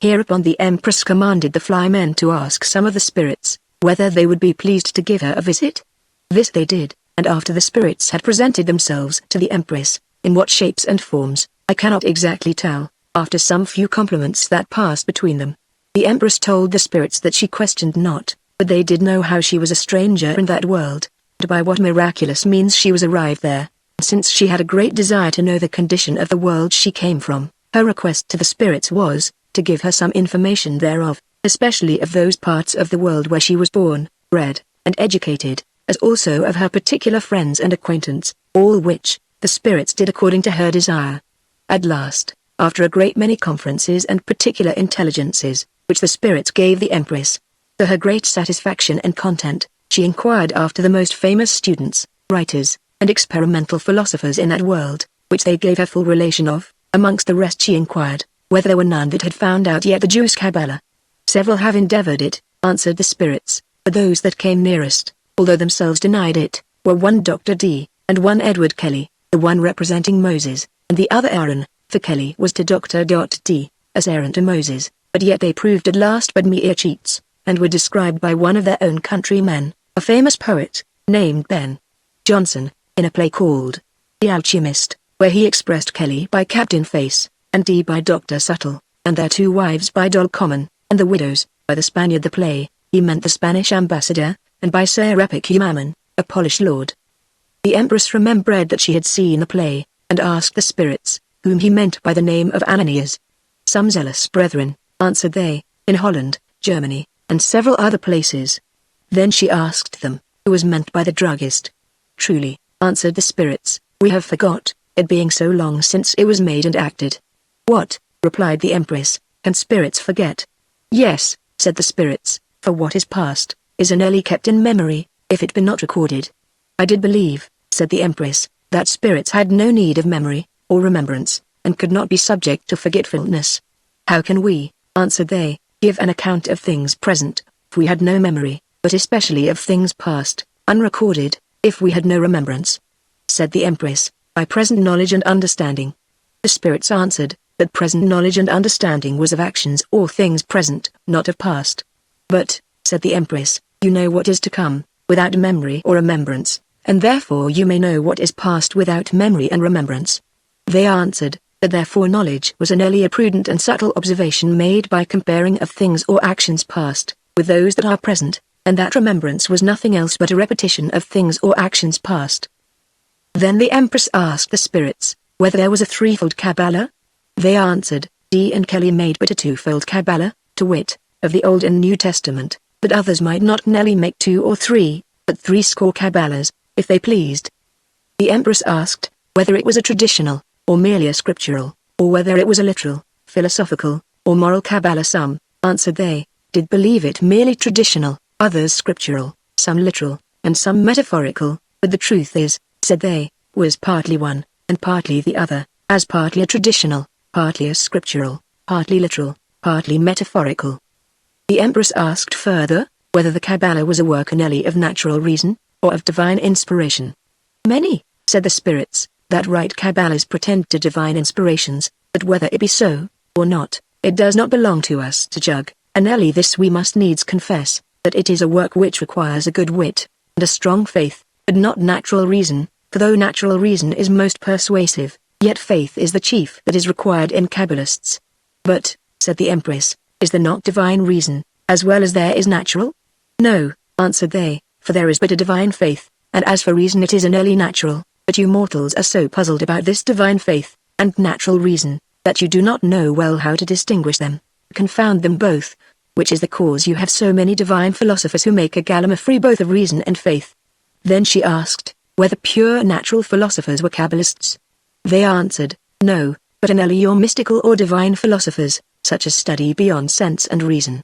She inquired further, whether there was any Kabbalah in God, or whether God was full of ideas. They answered, there could be nothing in God, nor could God be full of anything, either forms or figures, but of himself, for God is the perfection of all things, and an unexpressible being, beyond the conception of any creature, either natural or supernatural. Then I pray inform me, said the Empress, whether the Jews' Kabbalah or any other, consist in numbers? The spirits answered, number for numbers are odd, and different, and would make a disagreement in the Kabbalah. But, said she again, is it a sin then not to know or understand the Kabbalah? God is so merciful, answered they, and so just, that he will never damn the ignorant, and save only those that pretend to know him and his secret counsels by their Kabbahs, but he loves those that adore and worship him with fear and reverence, and with a pure heart. She asked further, which of these two Kabbahs was most approved, the natural, or theological? The theological, answered they, is mystical, and belongs only to faith, but the natural belongs to reason.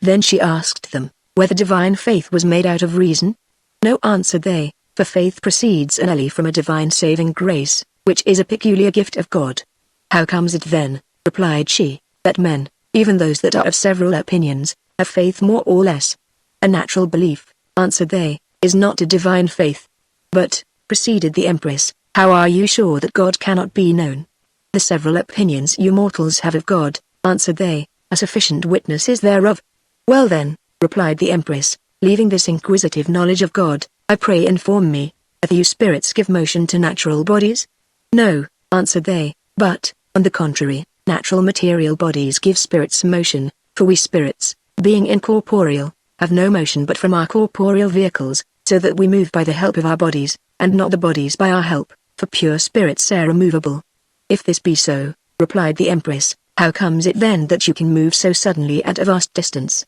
They answered, that some sorts of matter were more pure, rare, and consequently more light and agile than others, and this was the reason for their quick and sudden motions. Then the Empress asked them, whether they could speak without a body, or bodily organs. No, said they, nor could we have any bodily sense, any knowledge. She asked, whether they could have knowledge without body? Not a natural, answered they, but a supernatural knowledge, which is a far better knowledge than a natural. Then she asked them, whether they had a general or universal knowledge? They answered, single or particular created spirits, have not, for not any creature, but God himself, can have an absolute and perfect knowledge of all things. The Empress asked them further, whether spirits had inward and outward parts? No, answered they, for parts only belong to bodies, not to spirits. Again, she asked them, whether their vehicles were living bodies? They are self-moving bodies, answered they, and therefore they must needs be living, for nothing can move itself, without it hath life. Then, said she, it must necessarily follow, that this living, self-moving body gives motion to the spirit, and not the spirit motion to the body, as its vehicle. You say very true, answered they, and we told you this before. Then the Empress asked them, of what forms of matter those vehicles were? They said they were of several different forms, some gross and dense, and others more pure, rare, and subtle. If you be not material, said the Empress, how can you be generators of all creatures? We are no more, answered they, the generators of material creatures, then they are the generators of us spirits. Then she asked, whether they did leave their vehicles? No, answered they,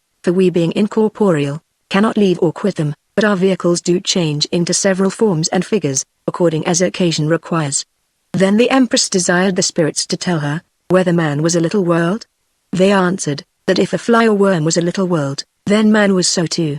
She asked again, whether our forefathers had been as wise, as men were at present, and had understood sense and reason, as well as they did now? They answered, that in former ages they had been as wise as they are in this present, nay, wiser, for, said they, many in this age do think their forefathers have been fools, by which they prove themselves to be such. The Empress asked further, whether there was any plastic power in nature? Truly, said the spirits, plastic power is a hard word, and signifies no more than the power of the corporeal, figurative motions of nature. After this, the Empress desired the spirits to inform her where the paradise was, whether it was in the midst of the world as a center of pleasure, or whether it was the whole world, or a peculiar world by itself, as a world of life, and not of matter, or whether it was mixed, as a world of living animal creatures. They answered, that paradise was not in the world she came from, but in that world she lived in at present, and that it was the very same place where she kept her court, and where her palace stood, in the midst of the imperial city.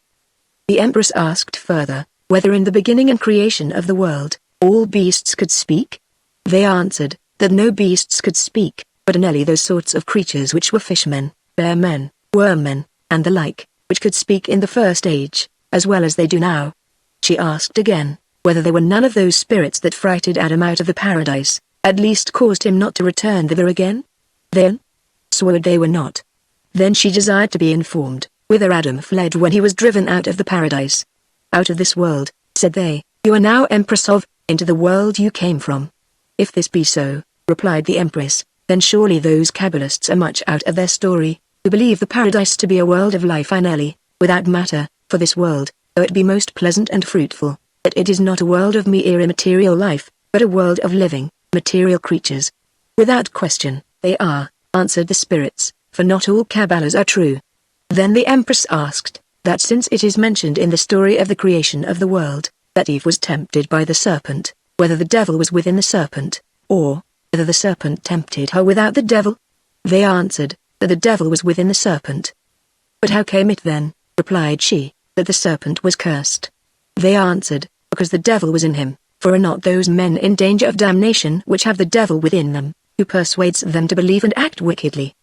The empress asked further, whether light and the heavens were all one? They answered, that that region which contains the lucid natural orbs, was by mortals named heaven, but the beatifical heaven, which is the habitation of the blessed angels and souls, was so far beyond it, that it could not be compared to any natural creature. Then the empress asked them, whether all matter was fluid at first. They answered, that matter was always as it is, and that some parts of matter were air, some dense, some fluid, some solid, and sea. Neither was God bound to make all matter fluid at first. She asked further, whether matter was immovable in itself? We have answered you before, said they, that there is no motion but in matter, and were it not for the motion of matter, we spirits could not move, nor give you any answer to your several questions. After this, the empress asked the spirits, whether the universe was made within the space of 6 days, or whether by those 6 days were meant so many decrees or commands of God? They answered her, that the world was made by the all-powerful decree and command of God,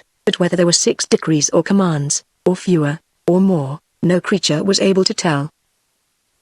Then she inquired, whether there was no mystery in numbers? No other mystery, answered the spirits, but reckoning or counting, for numbers are inly marks of remembrance. But what do you think of the number of 4, said she, which Kabbalists make such ado withal, and of the number of 10, when they say that 10 is all, and that all that numbers are virtually comprehended in 4? We think, answered they, that Kabbalists have nothing else to do but to trouble their heads with such useless fancies, for naturally there is no such thing as prime or all in numbers, nor is there any other mystery in numbers, but what man's fancy makes, but what men call prime, or all, we do not know, because they do not agree in the number of their opinion. Then the empress asked, whether the number of 6 was a symbol of matrimony, as being made up of male and female, but 2 into 3 is 6. If any number can be a symbol of matrimony, answered the spirits, it is not 6, but 2, if 2 may be allowed to be a number, for the act of matrimony is made up of 2 joined in 1. She asked again, what they said to the number of 7. Whether it was not an emblem of God, because Kabbalists say, that it is neither begotten, nor begets any other number? There can be no emblem of God, answered the spirits, for if we do not know what God is, how can we make an emblem of him? Nor is there any number in God, for God is the perfection himself, but numbers are imperfect, and as for the begetting of numbers, it is done by multiplication and addition, but subtraction is as a kind of death to numbers. If there be no mystery in numbers, replied the empress, then it is in vain to refer to the creation of the world to certain numbers, as Kabbalists do. The only mystery of numbers, answered they, concerning the creation of the world, is, that as numbers do multiply, so does the world. The empress asked, how far numbers did multiply? The spirits answered, the infinite. Why, said she, infinite cannot be reckoned, nor numbered. No more, answered they, can the parts of the universe, for God's creation, being an infinite action, as proceeding from an infinite power, could not rest upon a finite number of creatures, were it never so great. But leaving the mystery of numbers, proceeded the empress, let me now desire you to inform me, whether the suns and planets were generated by the heavens, or ethereal matter. The spirits answered, the stars and planets were of the same matter which the heavens, the ether, and all other natural creatures did consist of. But whether they were generated by the heavens or ether, they could not tell. If they be, said they are not like their parents, for the sun, stars, and planets, more splendorous than the ether, as also more solid and constant in their motions. But put the case, the stars and planets were generated by the heavens, and the ethereal matter, the question then would be, out of what these are generated or produced? If these be created out of nothing, and not generated out of something, then it is probable the sun, stars and planets are so too. Nay, it is more probable of the stars, and planets, than of the heavens, or the fluid ether, by reason the stars and planets seem to be further off from mortality, than the particular parts of the ether, for no doubt but the parts of the ethereal matter, alter into several forms, which we do not perceive of the stars and planets. The Empress asked further, whether they could give her information of the three principles of man, according to the doctrine of the Platonists, as first of the intellect, spirit, or divine light, 2. Of the soul of man herself, and 3. Of the image of the soul, that is, her vital operation on the body? The spirits answered, that they did not understand these three distinctions, but that they seemed to corporeal sense and reason, as if they were three several bodies, or three several corporeal actions. However, said they are intricate conceptions of irregular fancies. If you do not understand them, replied the Empress, how shall human creatures do then? Many, both of your modern and ancient philosophers, answered the spirits, endeavor to go beyond sense and reason, which makes them commit absurdities, for no corporeal creature can go beyond sense and reason, no not we spirits, as long as we are in our corporeal vehicles. Then the Empress asked them, whether there were any atheists in the world? The spirits answered, that there were no more atheists than what Kabbalists make. She asked them further, whether spirits were of a globous or round figure?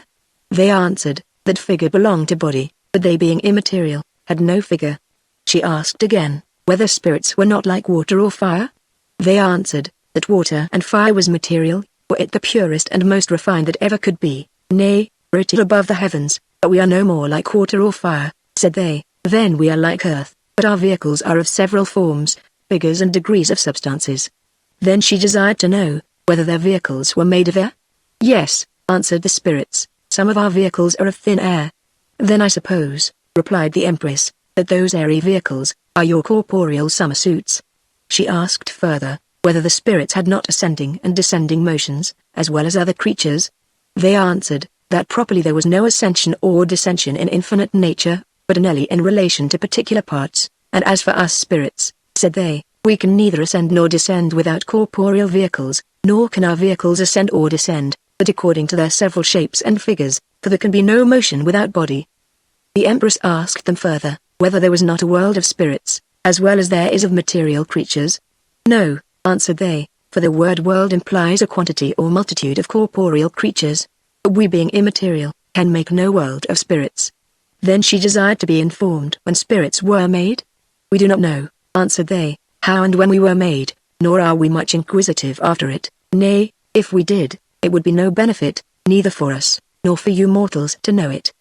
The Empress replied, the Kabbalists and divine philosophers said, men's rational souls were immaterial, and stood as much in need of corporeal vehicles, as spirits did. If this be so, answered the spirits, then you are hermaphrodites of nature, but your Kabbalists are mistaken, for they take the purest and subtlest parts of matter, for immaterial spirits. Then the Empress asked, when the souls of mortals went out of their bodies, whether they went to heaven or hell, or whether they remained in airy vehicles. God's justice and mercy, answered they, is perfect, and not imperfect, but if you mortals will have vehicles for your souls, and a place that is between heaven and hell, it must be purgatory, which is a place of purification, for which action fire is more proper than air, and so the vehicles of those souls that are in purgatory, cannot be airy, but fiery, and after this rate there can be but 4 places for human souls to be in, viz. Heaven, hell, purgatory, and this world, but as for vehicles, they are but fancies, not real truths. Then the Empress asked them, where heaven and hell was. Your Saviour Christ, answered the spirits, has informed you, there is heaven and hell, but he did not tell you what, nor where they are, wherefore it is too great a presumption for you mortals to inquire after it. If you do but strive to get into heaven, it is enough, though you do not know where or what it is, for it is beyond your knowledge and understanding. I am satisfied, replied the Empress, and asked further, whether there were any figures or characters in the soul? They answered, where there was no body, there could be no figure. Then she asked them, whether spirits could be naked? And whether they were of a dark, or a light color? As for our nakedness, it is a very odd question, answered the spirits, and we do not know what you mean by a naked spirit, for you judge of us as of corporeal creatures, and as for color, said they, it is according to our vehicles, for color belongs to body, and as there is no body that is colorless, so there is no color that is bodiless. Then the Empress desired to be informed, whether all souls were made at the first creation of the world. We know no more, answered the spirits, of the origin of humane souls, than we know of ourselves. She asked further, whether humane bodies were not birthsome to humane souls. They answered, that bodies, made souls active, as giving them motion, and if action was troublesome to souls, then bodies were so too. She asked again, whether souls did choose bodies. They answered, that Platonics believed, the souls of lovers lived in the bodies of their beloved, but surely, said they, if there be a multitude of souls in a world of matter, they cannot miss bodies, for as soon as a soul is parted from one body, it enters into another, and souls having no motion of themselves, must of necessity be clothed or embodied with the next parts of matter. If this be so, replied the Empress, then I pray inform me, whether all matter be soulified. The spirits answered, they could not exactly tell that, but if it was true, that matter had no other motion but what came from a spiritual power, and that all matter was moving, then no soul could quit a body, but she must, of necessity enter into another soulified body, and then there would be two immaterial substances in one body. The Empress asked, whether it was not possible that there could be two souls in one body? As for immaterial souls, answered the spirits, it is impossible, for there cannot be two immaterials in one inanimate body, by reason they want parts, and place, being bodiless, but there may be numerous material souls in one composed body, by reason every material part has a material natural soul, for nature is but one infinite self-moving, living and self-knowing body, consisting of the 3 degrees of inanimate, sensitive and rational matter, so intermixed together, that no part of nature, or an atom, can be without any of these 3 degrees. The sensitive is the life, the rational the soul, and the inanimate part, the body of infinite nature. The Empress was very well satisfied with this answer, and asked further, whether souls did not give life to bodies? No, answered they, but spirits and divine souls have a life of their own, which is not to be divided, being purer than a natural life, for spirits are incorporeal, and consequently indivisible. But when the soul is in its vehicle, said the Empress, then methinks she is like the sun, and the vehicle like the moon. No, answered they, but the vehicle is like the sun, and the soul like the moon, for the soul hath motion from the body, as the moon has light from the Sunday. Then the Empress asked the spirits, whether it was an evil spirit that tempted Eve, and brought all the mischiefs upon mankind, or, whether it was the serpent? They answered, that spirits could not commit actual evils. The Empress said, they might do it by persuasions. They answered, that persuasions were actions, but the Empress, not being contented with this answer, asked, whether there was not a supernatural evil? The spirits answered, that there was a supernatural good, which was God, but they knew of no supernatural evil, that was equal to God. Then she desired to know, whether evil spirits were reckoned amongst the beasts of the field? They answered, that many beasts of the field were harmless creatures, and very serviceable for man's use, and though some were accounted fierce and cruel, yet did they exercise their cruelty upon other creatures, for the most part, to no other end, but to get themselves food, and to satisfy their natural appetite. But certainly, said they, you men are more cruel to one another, than evil spirits are to you, but as for their habitations in desolate places, we having no communion with them, can give you no certain account thereof. But what do you think, said the Empress, of good spirits? May not they be compared to the fowls of the air? They answered, there were many cruel and ravenous fowls as well in the air, as there were fierce and cruel beasts on earth, so that the good are always mixed with the bad. She asked further, whether the fiery vehicles were a heaven, or a hell, or at least a purgatory to the souls. They answered, that if the souls were immaterial, they could not burn, and then fire would do them no harm, and though hell was believed to be an undecaying and unquenchable fire, yet heaven was no fire. The Empress replied, heaven was a light. Yes, said they, but not a fiery light. Then she asked, whether the different shapes and sorts of vehicles, made the souls and other immaterial spirits, miserable, or blessed. The vehicles, answered they, make them neither better, nor worse, for though some vehicles sometimes may have power over others, yet these by turns may get some power again over them, according to the several advantages and disadvantages of particular natural parts. The Empress asked further, whether animal life came out of the spiritual world, and did return thither again? The spirits answered, they could not exactly tell, but if it were so, then certainly animal lives must leave their bodies behind them, otherwise the bodies would make the spiritual world a mixed world, that is, partly material, and partly immaterial, but the truth is, said they, spirits being immaterial, cannot properly make a world, for a world belongs to material, not to immaterial creatures. If this be so, replied the Empress, then certainly there can be no world of lives and forms without matter? No, answered the spirits, nor a world of matter without lives and forms. Natural lives and forms cannot be immaterial, no more than matter can be immovable. And therefore natural lives, forms and matter, are inseparable. Then the Empress asked, whether the first man did feed on the best sorts of the fruits of the earth, and the beasts on the worst? The spirits answered, that unless the beasts of the field were barred out of manured fields and gardens, they would pick and choose the best fruits as well as men, and you may plainly observe it, said they, in squirrels and monkeys, how they are the best choosers of nuts and apples, and how birds do pick and feed in the most delicious fruits, and worms on the best roots, and most savory herbs, by which you may see, that those creatures live and feed better than men do, except you will say, that artificial cookery is better and more wholesome than the natural. Again, the Empress asked, whether the first man gave names to all the several sorts of fishes in the sea, and fresh waters? No, answered the spirits, for he was an earthly, and not a watery creature, and therefore could not know the several sorts of fishes. Why, replied the Empress, he was no more an airy creature than he was a watery one, and yet he gave names to the several sorts of fowls and birds of the air. Fowls, answered they, are partly airy, and partly earthly creatures, not merely because they resemble beasts and men in their flesh, but because their rest and dwelling places are on earth, for they build their nests, lay their eggs, and hatch their young, not in the air, but on the earth. Then she asked, whether the first man did give names to all the various sorts of creatures that live on the earth? Yes, answered they, to all those that were presented to him, or he had knowledge of, that is, to all the prime sorts, but not to every particular, for of mankind, said they, there were but two at first, and as they did increase, so did their names. But, said the Empress, who gave the names to the several sorts of fish? The posterity of mankind, answered they. Then she inquired, whether there were no more kinds of creatures now, than at the first creation. They answered, that there were no more nor fewer kinds of creatures than there are now. But there are, without question, more particular sorts of creatures now, than there were then.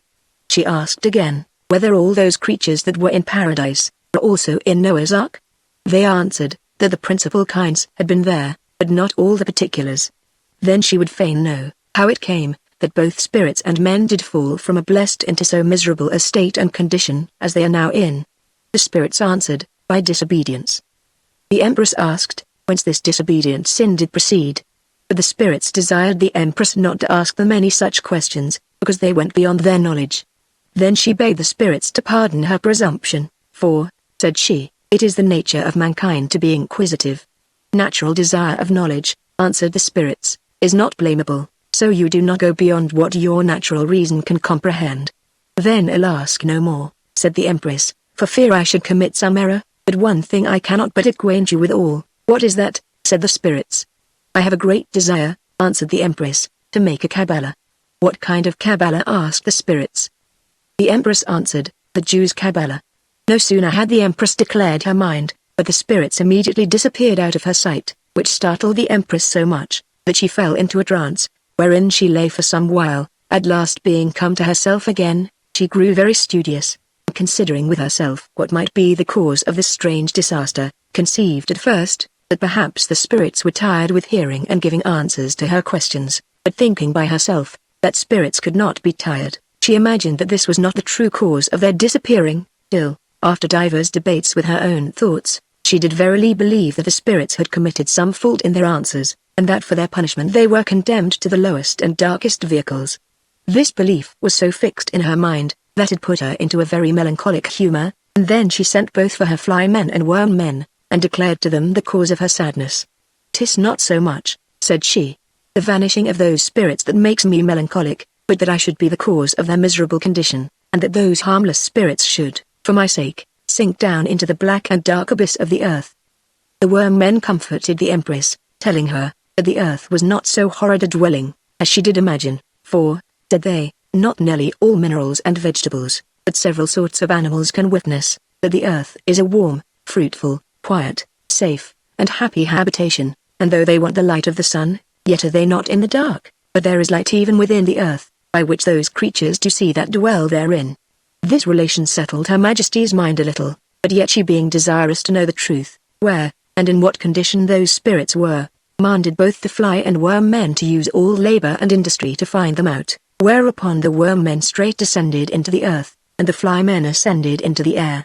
After some short time, the worm men returned, and told the Empress, that when they went into the earth, they inquired of all the creatures they met withal, whether none of them had perceived such or such spirits, until at last coming to the very center of the earth, they were truly informed, that those spirits had stayed some time there, but at last were gone to the antipodes on the other side of the terrestrial globe, diametrically opposite to theirs. The fly men seconded the wormmen, assuring Her Majesty, that their relation was very true, for, said they, we have rounded the earth, and just when he came to the antipodes, he met those spirits in a very good condition, and acquainted them that your Majesty was very much troubled at their sudden departure, and feared they should be buried in the darkness of the earth, whereupon the spirits answered us, that they were sorry for having occasioned such sadness and trouble in your Majesty, and desired us to tell your Majesty, that they feared no darkness, for their vehicles were of such a sort of substance as cat's eyes, glowworms' tails, and rotten wood, carrying their light along with them, and that they were ready to do your Majesty what service they could,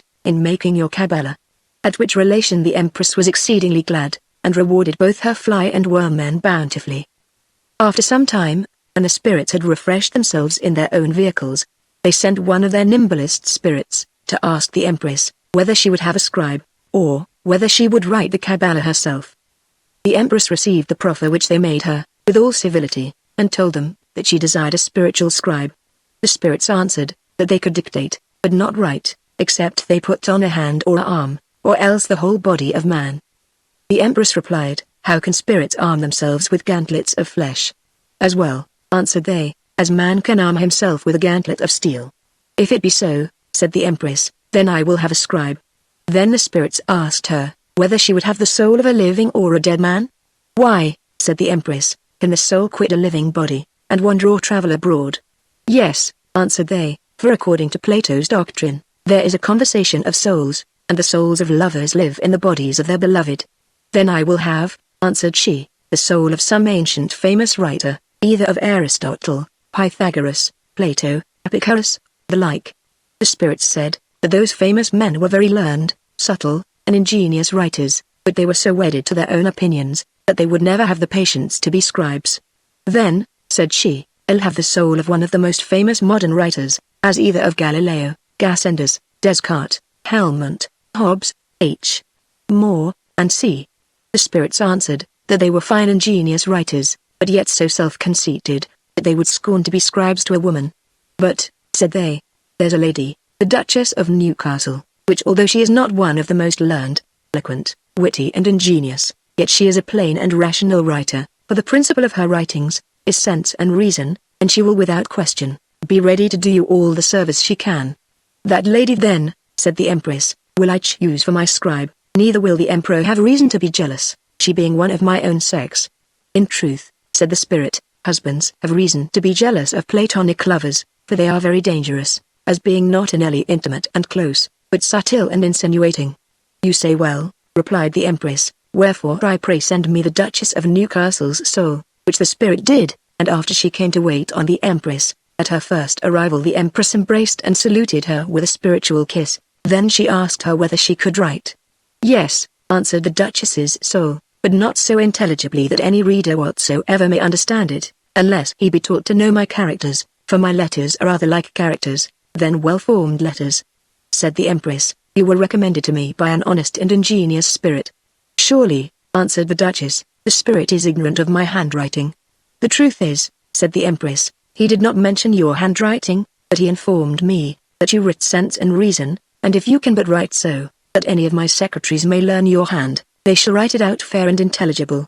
The Duchess answered, that she questioned not but it might easily be learned in a short time. But, said she to the Empress, what is it that your Majesty would have written? She answered, the Jew's Cabala. Then you're an early way for that is, said the Duchess, to have the soul of some famous Jew. Nay, if your Majesty please, I scruple not, but you may as easily have the soul of Moses, as of any other. That cannot be, replied the Empress, for no mortal knows where Moses is. But, said the Duchess, humane souls are immortal, however, if this be too difficult to be obtained, You may have the soul of one of the chief rabbis or sages of the tribe of Levi, who will truly instruct you in that mystery, whereas, otherwise, your majesty will be apartment to mistake, and 1,000 to 1, commit gross errors. No, said the empress, for I shall be instructed by spirits. Alas, said the duchess, spirits are as ignorant as mortals in many cases, for no created spirits have a general or absolute knowledge, nor can they know the thoughts of men, much less the mysteries of the great Creator,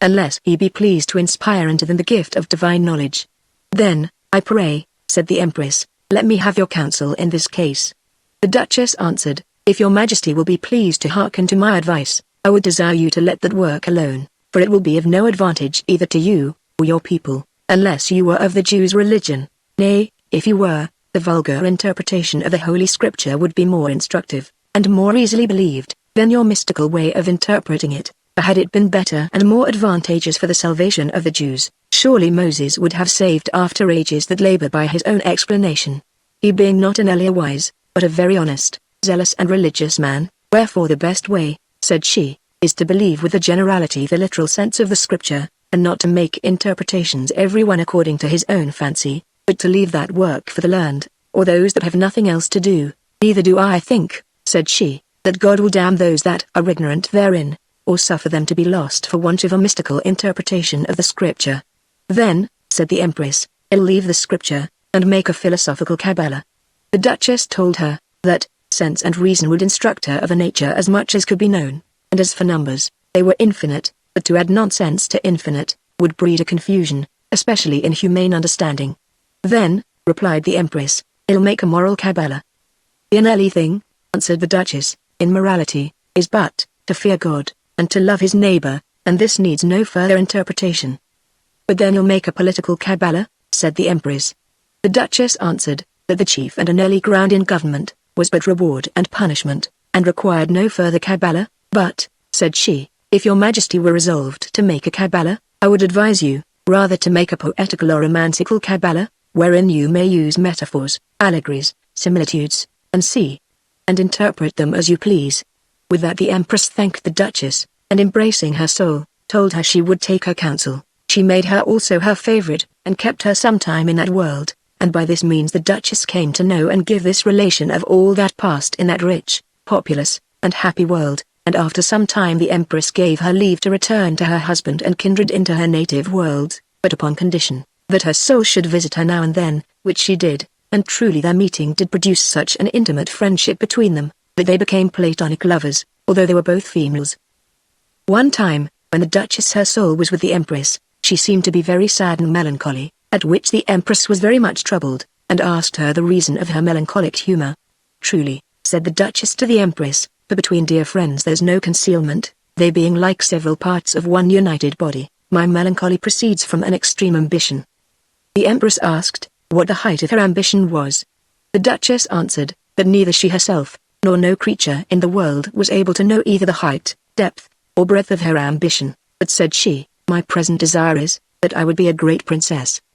The empress replied, so you are, for you are a princess of the 4th or 5th degree, for a duke or duchess is the highest title or honor that a subject can arrive to, as being the next to a king's title, and as for the name of a prince or princess, it belongs to all that are adopted to the crown, so that those that can add a crown to their arms, are princes, and therefore a duke is a title above a prince, for example, the Duke of Savoy, the Duke of Florence, the Duke of Lorraine, as also kings' brothers, are not called by the name of princes, but dukes, this being the higher title. 'Tis true, answered the duchess, unless it be king's eldest sons, and they are created princes. Yes, replied the empress, but no sovereign does make a subject equal to himself, such as king's eldest sons partly are, and although some dukes be sovereigns, yet I have heard that a prince by his title is sovereign, by reason the title of a prince is more a title of honor, than of sovereignty, for, as I said before, it belongs to all that are adopted to the crown. Well, said the duchess, setting aside this dispute,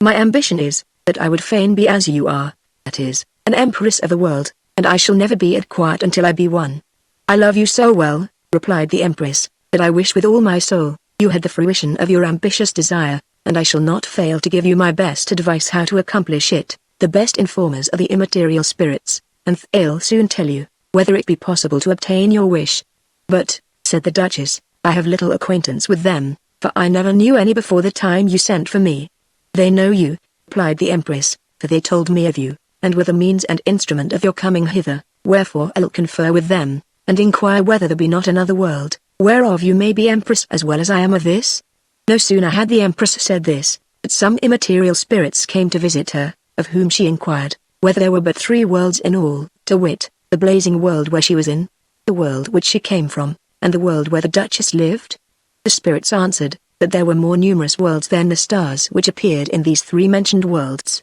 Then the Empress asked, whether it was not possible that her dearest friend the Duchess of Newcastle, might be Empress of one of them?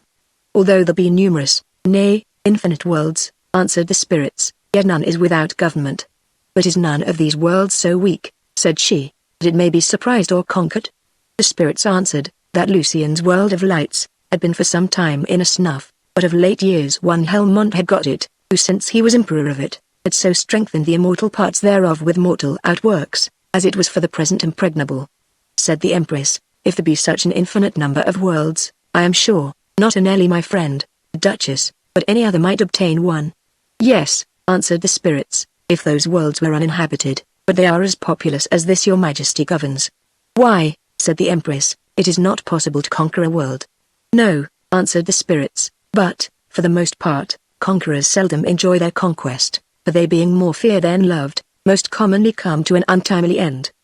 If you will but direct me, said the Duchess to the spirits, which world is easiest to be conquered, Her Majesty will assist me with means, and I will trust to fate and fortune, for I had rather die in the adventure of noble achievements, than live in obscure and sluggish security, since that by one, I may live in a glorious fame, and by the other I am buried in oblivion. The spirits answered, the lives of fame were like other lives, for some lasted long, and some died soon. 'Tis true, said the Duchess, but yet the shortest-lived fame lasts longer than the longest life of man. But, replied the spirits, if occasion does not serve you, you must content yourself to live without such achievements that may gain you a fame. But we wonder, proceeded the spirits, that you desire to be empress of a terrestrial world, when as you can create yourself a celestial world if you please. What, said the empress, can any mortal be a creator? Yes, answered the spirits, for every human creature can create an immaterial world fully inhabited by immaterial creatures, and populous of immaterial subjects,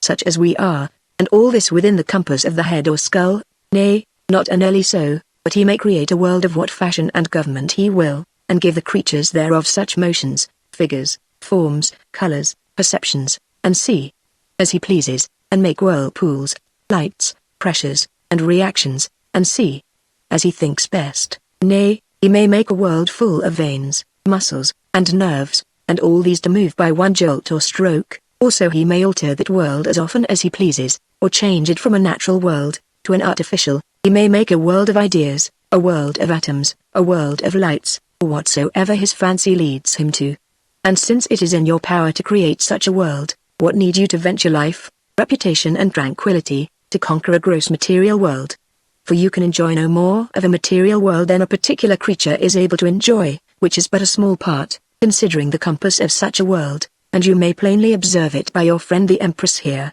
which although she possesses a whole world, yet enjoys she but a part thereof, neither is she so much acquainted with it, that she know all the places, countries, and dominions she governs. The truth is, a sovereign monarch has the general trouble, but the subjects enjoy all the delights and pleasures in parts, for it is impossible, that a kingdom, nay, a country, should be enjoyed by one person at once, except he take the pains to travel into every part, and endure the inconveniencies of going from one place to another. Wherefore, since glory, delight, and pleasure lives but in other men's opinions, and can neither add tranquility to your mind nor give ease to your body, why should you desire to be empress of a material world, and be troubled with the cares that attend government? When as by creating a world within yourself, you may enjoy all both in whole and in parts, without control or opposition, and may make what world you please, and alter it when you please, and enjoy as much pleasure and delight as a world can afford you. You have converted me, said the Duchess to the spirits, from my ambitious desire, wherefore, I'll take your advice, reject and despise all the worlds without me, and create a world of my own. The Empress said, if I do make such a world, then I shall be mistress of 2 worlds, one within, and the other without me. That your Majesty may, said the spirits, and so left these 2 ladies to create 2 worlds within themselves, who did also part from each other, until such time as they had brought their worlds to perfection. The Duchess of Newcastle was most earnest and industrious to make her world, because she had none at present, and first she resolved to frame it according to the opinion of Thales, but she found herself so much troubled with demons, that they would not suffer her to take her own will, but forced her to obey their orders and commands, which she being unwilling to do, left off from making a world that way, and began to frame one according to Pythagoras's doctrine, but in the creation thereof, she was so puzzled with numbers, how to order and compose the several parts, that she having no skill in arithmetic, was forced also to desist from the making of that world. Then she intended to create a world according to the opinion of Plato, but she found more trouble and difficulty in that, than in the two former, for the numerous ideas having no other motion but what was derived from her mind, whence they did flow and issue out, made it a far harder business to her, to impart motion to them, than puppet players have in giving motion to every several puppet, insomuch, that her patience was not able to endure the trouble which those ideas caused her, wherefore she annihilated also that world, and was resolved to make one according to the opinion of Epicurus, which she had no sooner begun, but the infinite atoms made such a mist, that it quite blinded the perception of her mind, neither was she able to make a vacuum as a receptacle for those atoms, or a place which they might retire into, so that partly for the want of it, and of a good order and method, the confusion of those atoms produced such strange and monstrous figures, as did more affright than delight her, and caused such a chaos in her mind, as had almost dissolved it. At last, having with much ado cleansed and cleared her mind of these dusty and misty particles, she endeavored to create a world according to Aristotle's opinion, but remembering that her mind, as most of the learned hold it, was immaterial, and that, according to Aristotle's principle, out of nothing, nothing could be made, she was forced also to desist from that work, and then she fully resolved, not to take any more patterns from the ancient philosophers, but to follow the opinions of the moderns, and to that end, she endeavored to make a world according to Descartes' opinion, but when she had made the ethereal globules, and set them a-moving by a strong and lively imagination, her mind became so dizzy with their extraordinary swift turning round, that it almost put her into a swoon, for her thoughts, but their constant dottering, did so stagger, as if they had all been drunk, wherefore she dissolved that world, and began to make another, according to Hobbes's opinion. But when all the parts of this imaginary world came to press and drive each other, they seemed like a company of wolves that worry sheep, or like so many dogs that hunt after hares, and when she found a reaction equal to those pressures, her mind was so squeezed together, that her thoughts could neither move forward nor backward, which caused such an horrible pain in her head, that although she had dissolved that world, yet she could not, without much difficulty, settle her mind, and free it from that pain which those pressures and reactions had caused in it. At last, when the Duchess saw that no patterns would do her any good in the framing of her world, she was resolved to make a world of her own invention, and this world was composed of sensitive and rational self-moving matter. Indeed, it was composed anely of the rational, which is the subtlest and purest degree of matter, for as the sensitive did move and act both to the perceptions and consistency of the body, so this degree of matter at the same point of time, for though the degrees are mixed, yet the several parts may move several ways at one time, did move to the creation of the imaginary world, which world after it was made, appeared so curious and full of variety, so well ordered and wisely governed, that it cannot possibly be expressed by words, nor the delight and pleasure which the Duchess took in making this world of her own. In the meantime the Empress was also making and dissolving several worlds in her own mind, was so puzzled, that she could not settle in any of them, wherefore she sent for the Duchess, who being ready to wait on the Empress, carried her beloved world along with her, and invited the Empress's soul to observe the frame, order and government of it. Her Majesty was so ravished with the perception of it, that her soul desired to live in the Duchess's world, but the Duchess advised her to make such another world in her own mind, for, said she, your Majesty's mind is full of rational corporeal motions, and the rational motions of my mind shall assist you by the help of sensitive expressions, with the best instructions they are able to give you.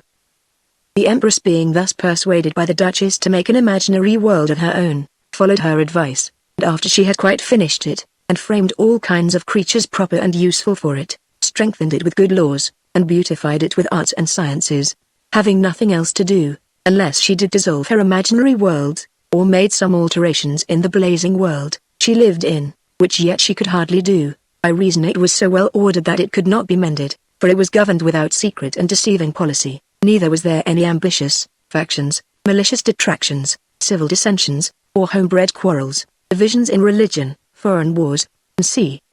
but all the people lived in a peaceful society, united tranquility, and religious conformity. She was desirous to see the world the Duchess came from, and observe therein the several sovereign governments, laws and customs of several nations. The Duchess used all the means she could, to divert her from that journey, telling her, that the world she came from, was very much disturbed with factions, divisions and wars, but the Empress would not be persuaded from her design, unless the Emperor, or any of his subjects should know of her travel, and obstruct her design. She sent for some of the spirits she had formerly conversed with all, and inquired whether none of them could supply the place of her soul in her body at such a time, when she was gone to travel into another world. They answered, yes, they could, for not an early one, said they, but many spirits may enter into your body, if you please.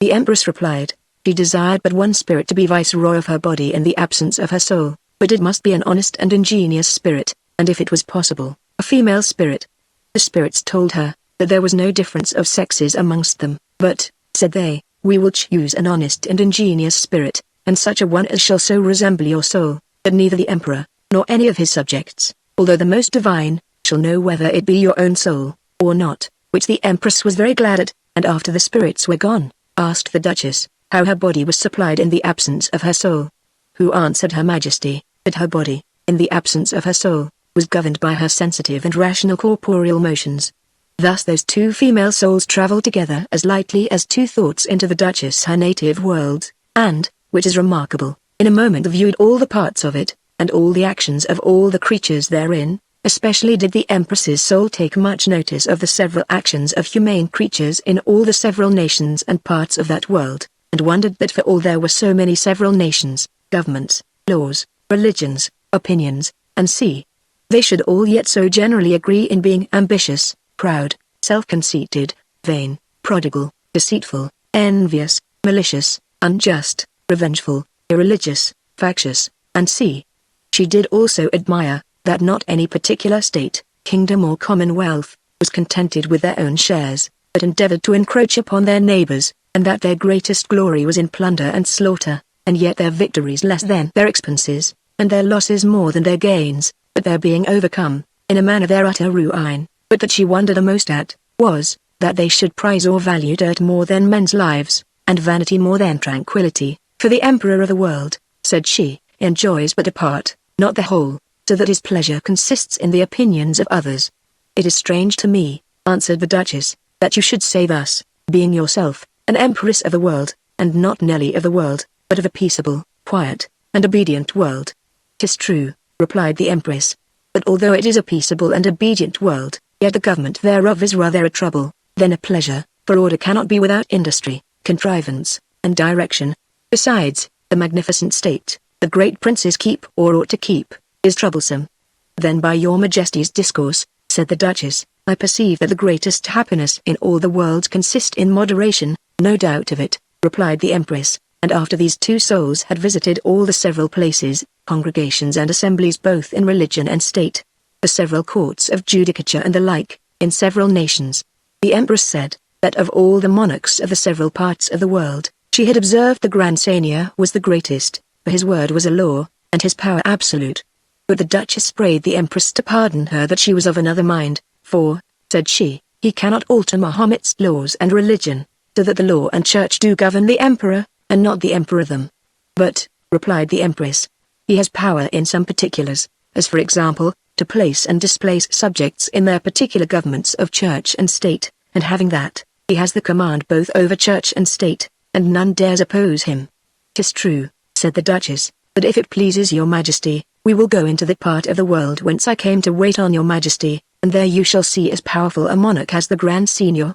for though his dominions are not of so large extent, yet they are much stronger, his laws are easy and safe, and he governs so justly and wisely, that his subjects are the happiest people of all the nations or parts of that world. This monarch, said the Empress, I have a great mind to see. Then they both went, and in a short time arrived into his dominions, but coming into the metropolitan city, the Empress's soul observed many gallants go into an house, and inquiring of the Duchess's soul, what house that was, she told her, it was one of the theatres where comedies and tragedies were acted. The Empress asked, whether they were real? No, said the Duchess, they are feigned. Then the Empress desired to enter into the theatre, and when she had seen the play that was asked, The Duchess asked her how she liked that recreation. "I like it very well," said the Empress, "but I observe that the actors make a better show than the spectators, and the scenes are better than the actors, and the music and dancing is more pleasant and acceptable than the play itself, for I see, the scenes stand for wit, the dancing for humor, and the music is the chorus." "I am sorry," replied the Duchess, "to hear your Majesty say so, for if the wits of this part of the world should hear you, they would condemn you." "What?" said the Empress, "would they condemn me for preferring a natural face before a signpost, or a natural humor before an artificial dance, or music before a true and profitable relation?" "As for relation," replied the Duchess, "our poets defy and condemn it into a chimney corner, fitter for old women's tales than theatres." "Why?" said the Empress, "do not your poets' actions comply with their judgments? For their plays are composed of old stories, either of Greek or Roman, or some new-found world." The Duchess answered Her Majesty, that it was true, that all or most of their plays were taken out of old stories, but yet they had new actions, which being joined to old stories, together with the addition of new prologues, scenes, music and dancing, made new plays. After this, both the souls went to the court, where all the royal family was together, attended by the chief of the nobles of their dominions, which made a very magnificent show, and when the soul of the Empress viewed the king and queen, she seemed to be in a maze, which the Duchess's soul perceiving, asked the Empress how she liked the king, the queen, and all the royal race. She answered, that in all the monarchs she had seen in that world, she had not found so much majesty and affability mixed so exactly together, that none did overshadow or eclipse the other, and as for the queen, she said that virtue sat triumphant in her face, and piety was dwelling in her heart, and that all the royal family seemed to be endued with a divine splendor, but when she had heard the king discourse, she believed that Mercury and Apollo had been his celestial instructors, and, "My dear lord and husband," added the Duchess, "has been his earthly governor." But after some short stay in the court, the Duchess's soul grew very melancholy. The Empress asking the cause of her sadness, she told her, that she had an extreme desire to converse with the soul of her noble lord and dear husband, and that she was impatient of a longer stay.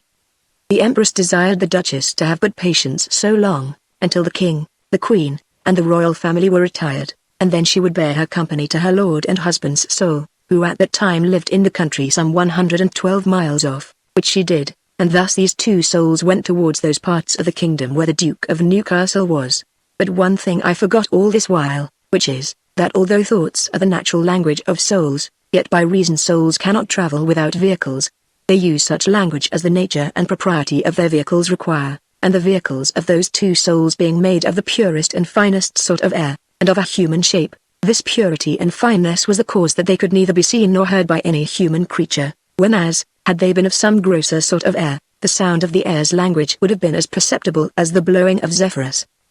And now to return to my former story, when the Empress's and Duchess's soul were travelling into Nottinghamshire, for that was the place where the Duke did reside, passing through the forest of Sherwood, the Empress's soul was very much delighted with it, as being a dry, plain and woody place, very pleasant to travel in, both in winter and summer, for it is neither much dirty nor dusty at no time. At last they arrived at Welbeck, a house where the Duke dwelled, surrounded all with wood, so close and full, that the Empress took great pleasure and delight therein, and told the Duchess she never had observed more wood in so little compass in any part of the kingdom she had passed through. "The truth is," said she, "there seems to be more wood on the seas," she meaning the ships, "than on the land." The Duchess told her, the reason was, that there had been a long civil war in that kingdom, in which most of the best timber trees and principal palaces were ruined and destroyed, and my dear lord and husband, said she, has lost by it half his woods, besides many houses, land, and movable goods, so that all the loss out of his particular estate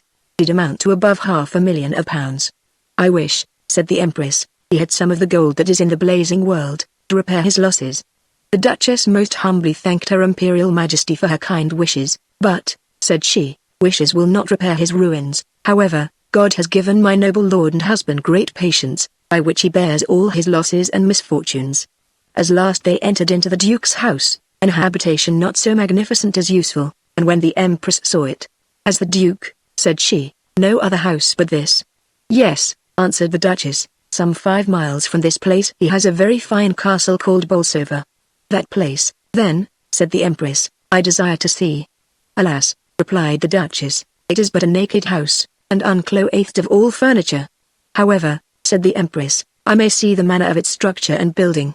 "That you may," replied the Duchess, and as they were thus discoursing, the Duke came out of the house into the court, to see his horses of manage, whom when the Duchess's soul perceived, she was so overjoyed, that her aerial vehicle became so splendorous, as if it had been enlightened by the sun, by which we may perceive, the passions of souls or spirits can alter their bodily vehicles. Then these two ladies' spirits went close to him, he could not perceive them, and after the Empress had observed that art of manage, she was much pleased with it, and commended it as a noble pastime, and an exercise fit and proper for noble and heroic persons. But when the Duke was gone into the house again, those two souls followed him, where the Empress observing, that he went to the exercise of the sword, and was such an excellent and unparalleled master thereof, she was as much pleased with that exercise, as she was with the former, but the Duchess's soul being troubled, that her dear lord and husband used such a violent exercise before meat, fear of overheating himself, without any consideration of the Empress's soul, left her aerial vehicle, and entered into her lord. The Empress's soul perceiving this, did the like, and then the Duke had 3 souls in one body, and had there been some such souls more, the Duke would have been like the Grand Signior in his seraglio, and early it would have been a Platonic seraglio.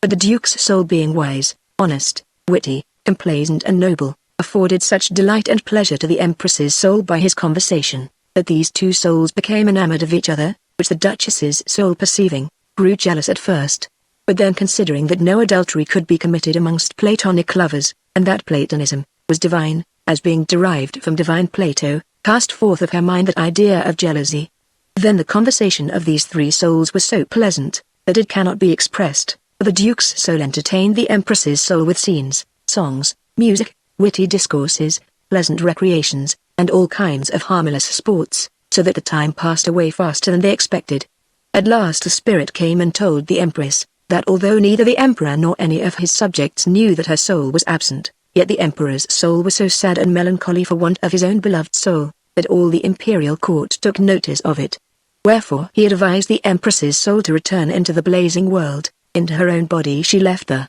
which both the Duke's and Duchess's soul was very sorry for, and wished that, if it had been possible, the Empress's soul might have stayed a longer time with them. But seeing it could not be otherwise, they pacified themselves.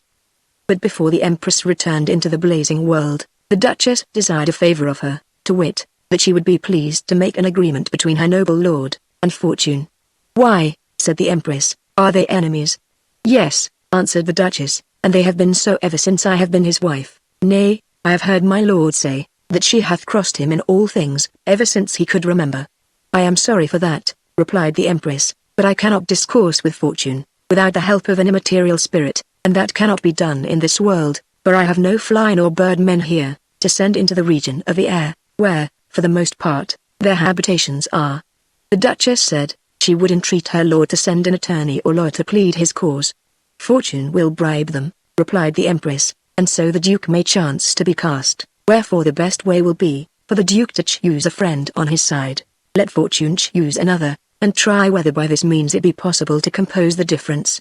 The Duchess said, "They will never come to an agreement, unless there be a judge or umpire to decide the case." "A judge," replied the Empress, "is easy to be had, but to get an impartial judge, is a thing so difficult, that I doubt we shall hardly find one. There is none to be had, neither in nature, nor in hell, but an ellie from heaven, and how to get such a divine and celestial judge, I cannot tell. Nevertheless, if you will go along with me into the blazing world, I'll try what may be done." "'Tis my duty," said the Duchess, "to wait on your Majesty, and I shall most willingly do it, for I have no other interest to consider." Then the Duchess spake to the Duke concerning the difference between him and Fortune, and how it was her desire that they might be friends. The Duke answered, that for his part he had always with great industry sought her friendship, but as yet he could never obtain it. She had always been his enemy. "However," said he, "I'll try and send my 2 friends, Prudence and Honesty, to plead my cause." Then these 2 friends went with the Duchess and the Empress into the blazing world, for it is to be observed, that they are somewhat like spirits, because they are immaterial, although their actions are corporeal. And after their arrival there, when the Empress had refreshed herself, and rejoiced with the Emperor, she sent her fly men for some of the spirits, and desired their assistance, to compose the difference between Fortune, and the Duke of Newcastle. But they told her Majesty, that Fortune was so inconstant, that although she would perhaps promise to hear their cause pleaded, yet it was 1,000 to 1, whether she would ever have the patience to do it. Nevertheless, upon her Majesty's request, they tried their utmost, and at last prevailed with fortune so far, that she chose folly and rashness, for her friends, but they could not agree in choosing a jug, until at last, with much ado, they concluded, that truth should hear, and decide the cause. Thus all being prepared, and the time appointed, both the Empress and Duchess's soul went to hear them plead, and when all the immaterial company was met, Fortune standing upon a golden globe, made this following speech.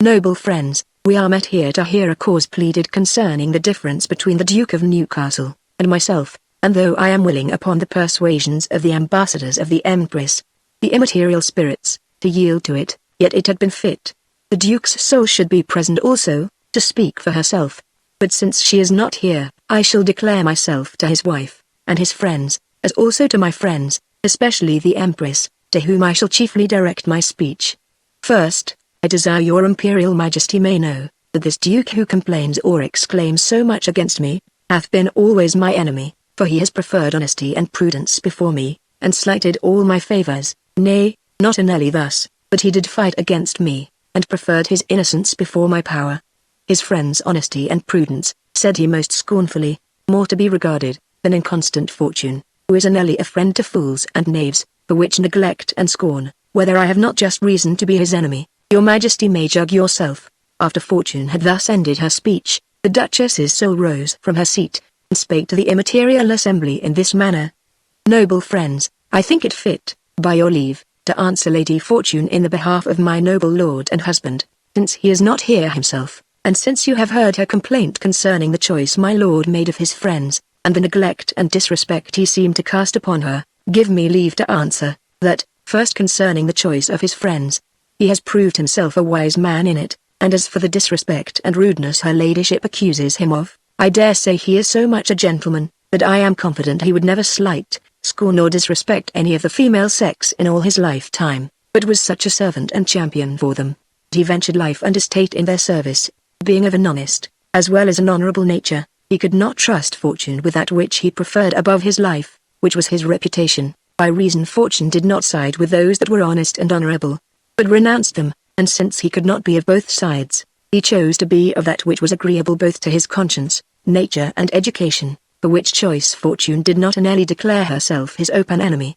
but fought with him in several battles, nay, many times, hand to hand, at last, she being a powerful princess, and as some believe, a deity, overcame him, and cast him into a banishment, where she kept him in great misery, ruined his estate, and took away from him most of his friends, nay, even when she favoured many that were against her, she still frowned on him, all which he endured with the greatest patience, and with that respect to Lady Fortune. He did never in the least endeavour to disoblige any of her favourites, but was only sorry that he, an honest man, could find no favour in her court, and since he did never injure any of those she favoured, he neither was an enemy to her ladyship, but gave her always that respect and worship which belonged to her power and dignity, and is still ready at any time honestly and prudently to serve her. He only begs, her ladyship would be his friend for the future, as she hath been his enemy in times past. As soon as the Duchess's speech was ended, folly and rashness started up, and both spake so thick and fast at once, that not only the assembly,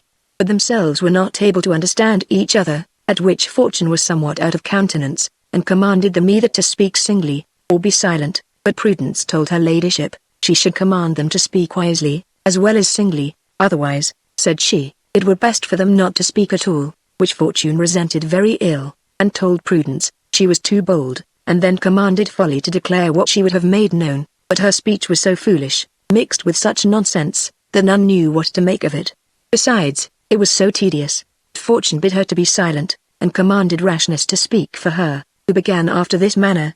Great Fortune, the Duchess of Newcastle has proved herself, according to report, a very proud and ambitious lady, in presuming to answer you her own self, in this noble assembly without your command, in a speech wherein she did not only contradict you, but preferred honesty and prudence before you, saying, that her lord was ready to serve you honestly and prudently, which presumption is beyond all pardon, and if you allow honesty and prudence to be above you, none will admire, worship, or serve you, but you'll be forced to serve yourself, and will be despised, neglected and scorned by all, and from a deity, become a miserable, dirty, begging mortal in a churchyard porch, or nobleman's gate. Wherefore to prevent such disasters, fling as many misfortunes and neglects on the Duke and Duchess of Newcastle, and their 2 friends, as your power is able to do, otherwise prudence and honesty will be the chief and early moral deities of mortals. Rashness having thus ended her speech, Prudence arose and declared herself in this manner. Beautiful Truth,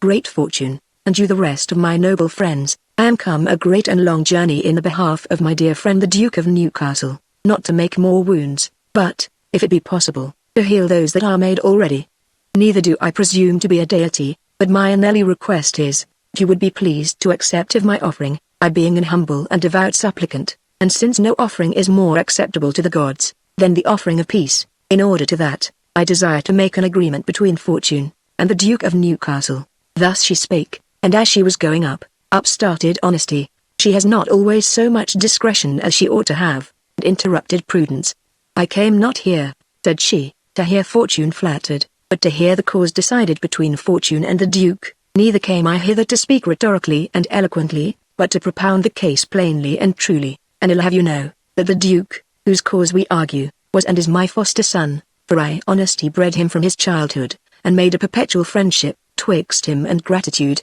charity and generosity, and put him to school to Prudence, who taught him wisdom, and informed him in the rules of temperance, patience, justice, and the like. Then I put him into the University of Honor, where he learned all honorable qualities, arts, and sciences. Afterward I sent him to travel through the world of actions, and made observation his governor, and in those his travels, he contracted a friendship with experience, all which, made him fit for heaven's blessings, and fortune's favors, but she hating all those that have merit and desert, became his inveterate enemy, doing him all the mischief she could.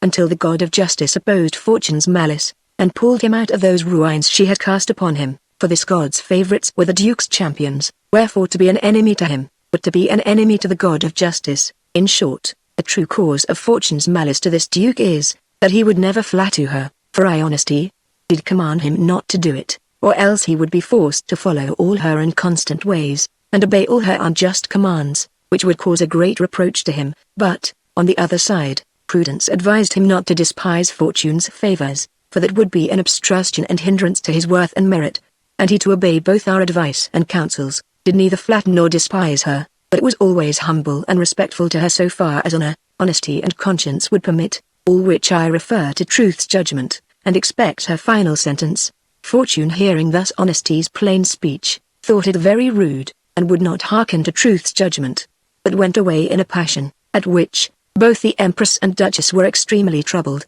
that their endeavors should have no better effect, but Honesty chid the Duchess, and said, she was to be punished for desiring so much fortune's favors, for it appears, said she, that you mistrust the God's blessings, at which the Duchess wept, answering Honesty, she did neither mistrust the God's blessings, nor rely upon fortune's favors, but desired inly that her lord might have no potent enemies.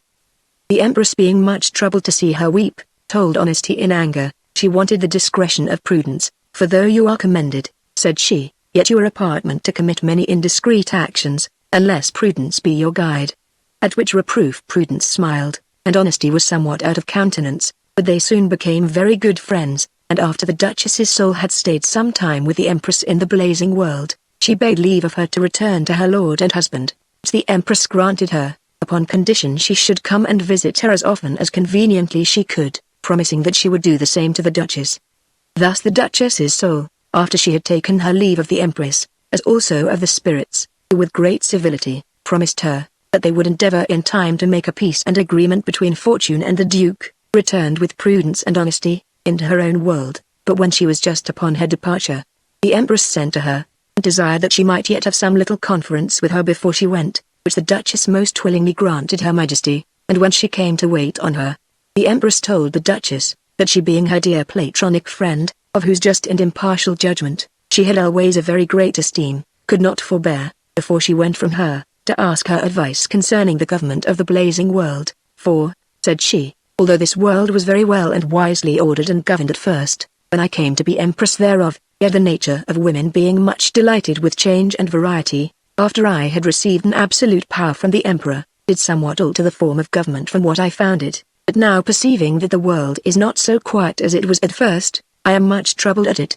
especially there are such continual contentions and divisions between the worm bear and fly men, the ape men, the satyrs, the spider men, and all others of such sorts, that I fear they'll break out into an open rebellion, must cause a great disorder, and the ruin of the government, and therefore I desire your advice and assistance, how I may order it to the best advantage, that this world may be rendered peaceable, quiet and happy, as it was before. Whereupon the Duchess answered, that since she heard by her Imperial Majesty, how well and happily the world had been governed when she first came to be Empress thereof, she would advise Her Majesty to introduce the same form of government again, which had been before, that is, to have but one sovereign, one religion, one law, and one language, so that all the world might be but as one united family, without divisions, nay, like God, and his blessed saints and angels. Otherwise, said she, it may in time prove as unhappy, nay, as miserable a world as that is from which I came, wherein are more sovereigns than worlds, and more pretended governors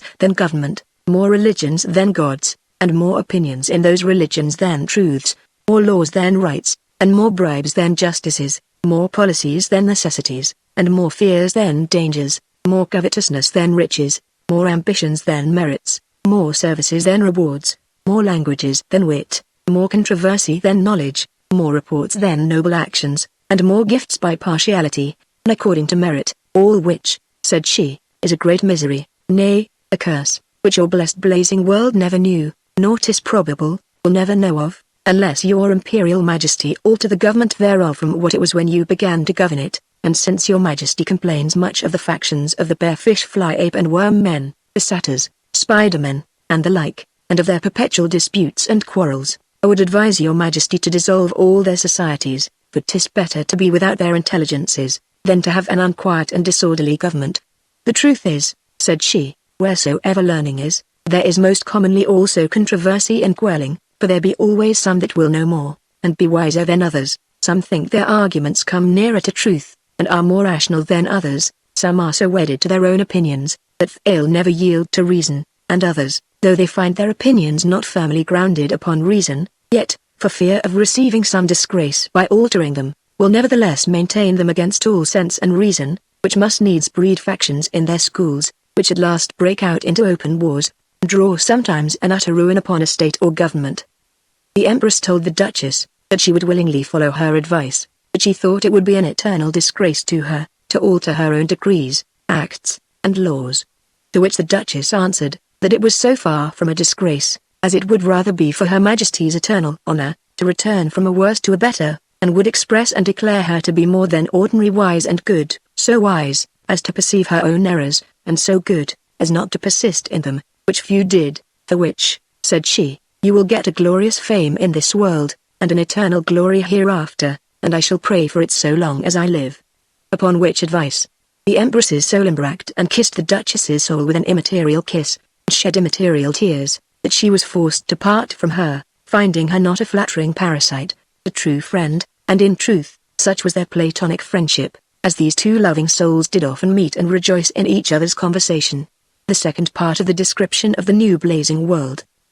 The Empress having now ordered and settled her government to the best advantage and quiet of her blazing world, lived and reigned most happily and blessedly, and received oftentimes visits from the immaterial spirits, who gave her intelligence of all such things as she desired to know, they were able to inform her of. One time they told her, how the world she came from, was embroiled in a great war, and that most parts or nations thereof made war against that kingdom which was her native country, where all her friends and relations did live, at which the Empress was extremely troubled, insomuch that the Emperor perceived her grief by her tears, and examining the cause thereof, she told him that she had received intelligence from the spirits, that that part of the world she came from, which was her native country, was like to be destroyed by numerous enemies that made war against it.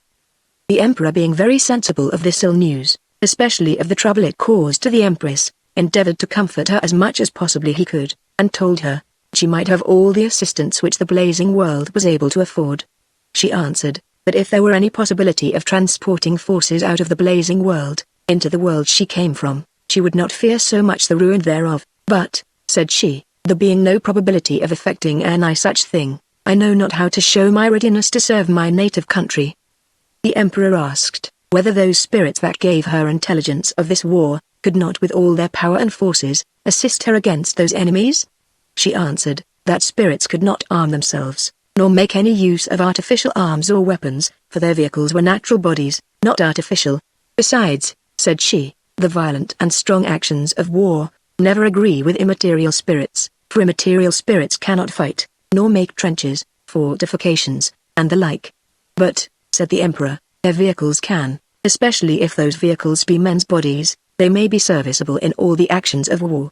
Alas, replied the Empress, that will never do, for first, said she, it will be difficult to get so many dead bodies for their vehicles, as to make up a whole army, much more to make many armies to fight with so many several nations. Nay, if this could be, yet it is not possible to get so many dead and undissolved bodies in one nation, and for transporting them out of other nations, it would be a thing of great difficulty and improbability. But put the case, said she, all these difficulties could be overcome, yet there is one obstruction or hindrance which can no ways be avoided, for although those dead and undissolved bodies did all die in 1 minute of time, yet before they could rendezvous, and be put into a posture of war, make a great and formidable army, would stink and dissolve, and when they came to a fight, they would moulder into dust and ashes, and so leave the purer immaterial spirits naked. Nay, were it also possible, that those dead bodies could be preserved from stinking and dissolving,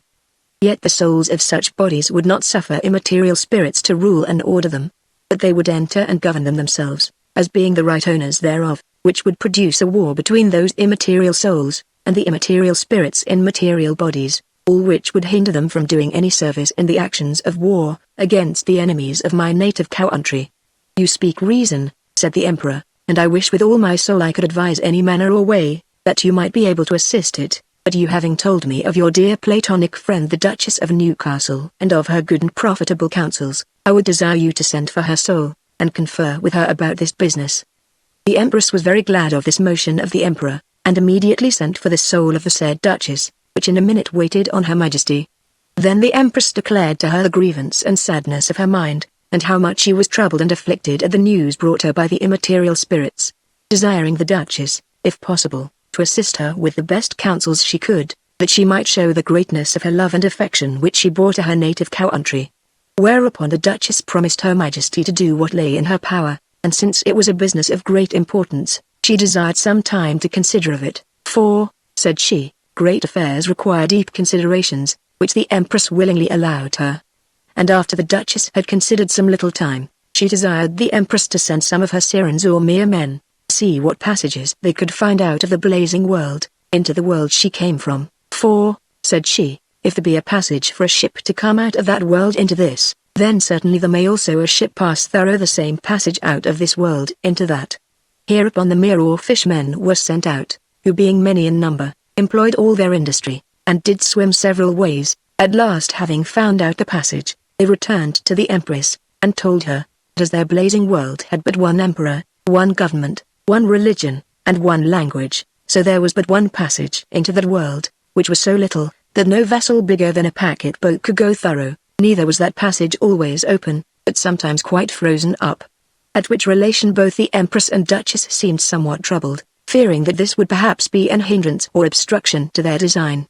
At last the Duchess desired the Empress to send for her shipwrights, and all her architects, which were giants, who being called, the Duchess told them how some in her own world had been so ingenious, as to contrive ships that could swim under water, and asked, whether they could do the like. The giants answered, they had never heard of that invention, nevertheless, they would try what might be done by art, and spare no labor or industry to find it out. In the meantime, while both the Empress and Duchess were in a serious council, after many debates, the Duchess desired but a few ships to transport some of the bird worm and bear men. Alas, said the Empress, what can such sorts of men do in the other world? Especially so few? They will be soon destroyed, for a musket will destroy numbers of birds in one shot. The Duchess said, I desire your Majesty will have but a little patience, and rely upon my advice, and you shall not fail to save your own native country, and in a manner become a mistress of all that world you came from. The Empress, who loved the Duchess as her own soul, did so. The giants returned soon after, and told her Majesty, they had found out the art which the Duchess had mentioned, to make such ships as could swim under water, which the Empress and Duchess were both very glad at, and when the ships were made ready, Duchess told the Empress, that it was requisite that her Majesty should go herself in body, as well as in soul, but I, said she, can only wait on your Majesty after a spiritual manner, that is, with my soul.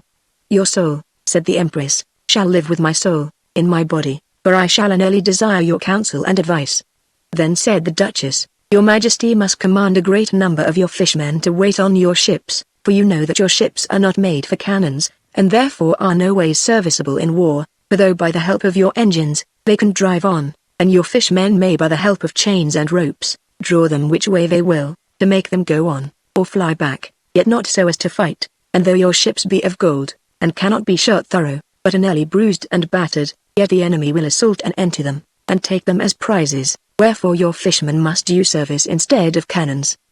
But how, said the Empress, can the fishmen do me service against an enemy, without cannons and all sorts of arms? That is the reason, answered the Duchess, that I would have numbers of fishermen, for they shall destroy all your enemies' ships, before they can come near you. The Empress asked in what manner that could be? Thus, answered the Duchess, your Majesty must send a number of worm-men to the burning mountains, for you have good store of them in the blazing world, which must get a great quantity of the fire's tone, whose property, you know, is, that it burns so long as it is wet, and the ships in the other world being all made of wood, they may by that means set them all on fire, and if you can but destroy their ships, and hinder their navigation, you will be mistress of all that world, by reason most parts thereof cannot live without navigation.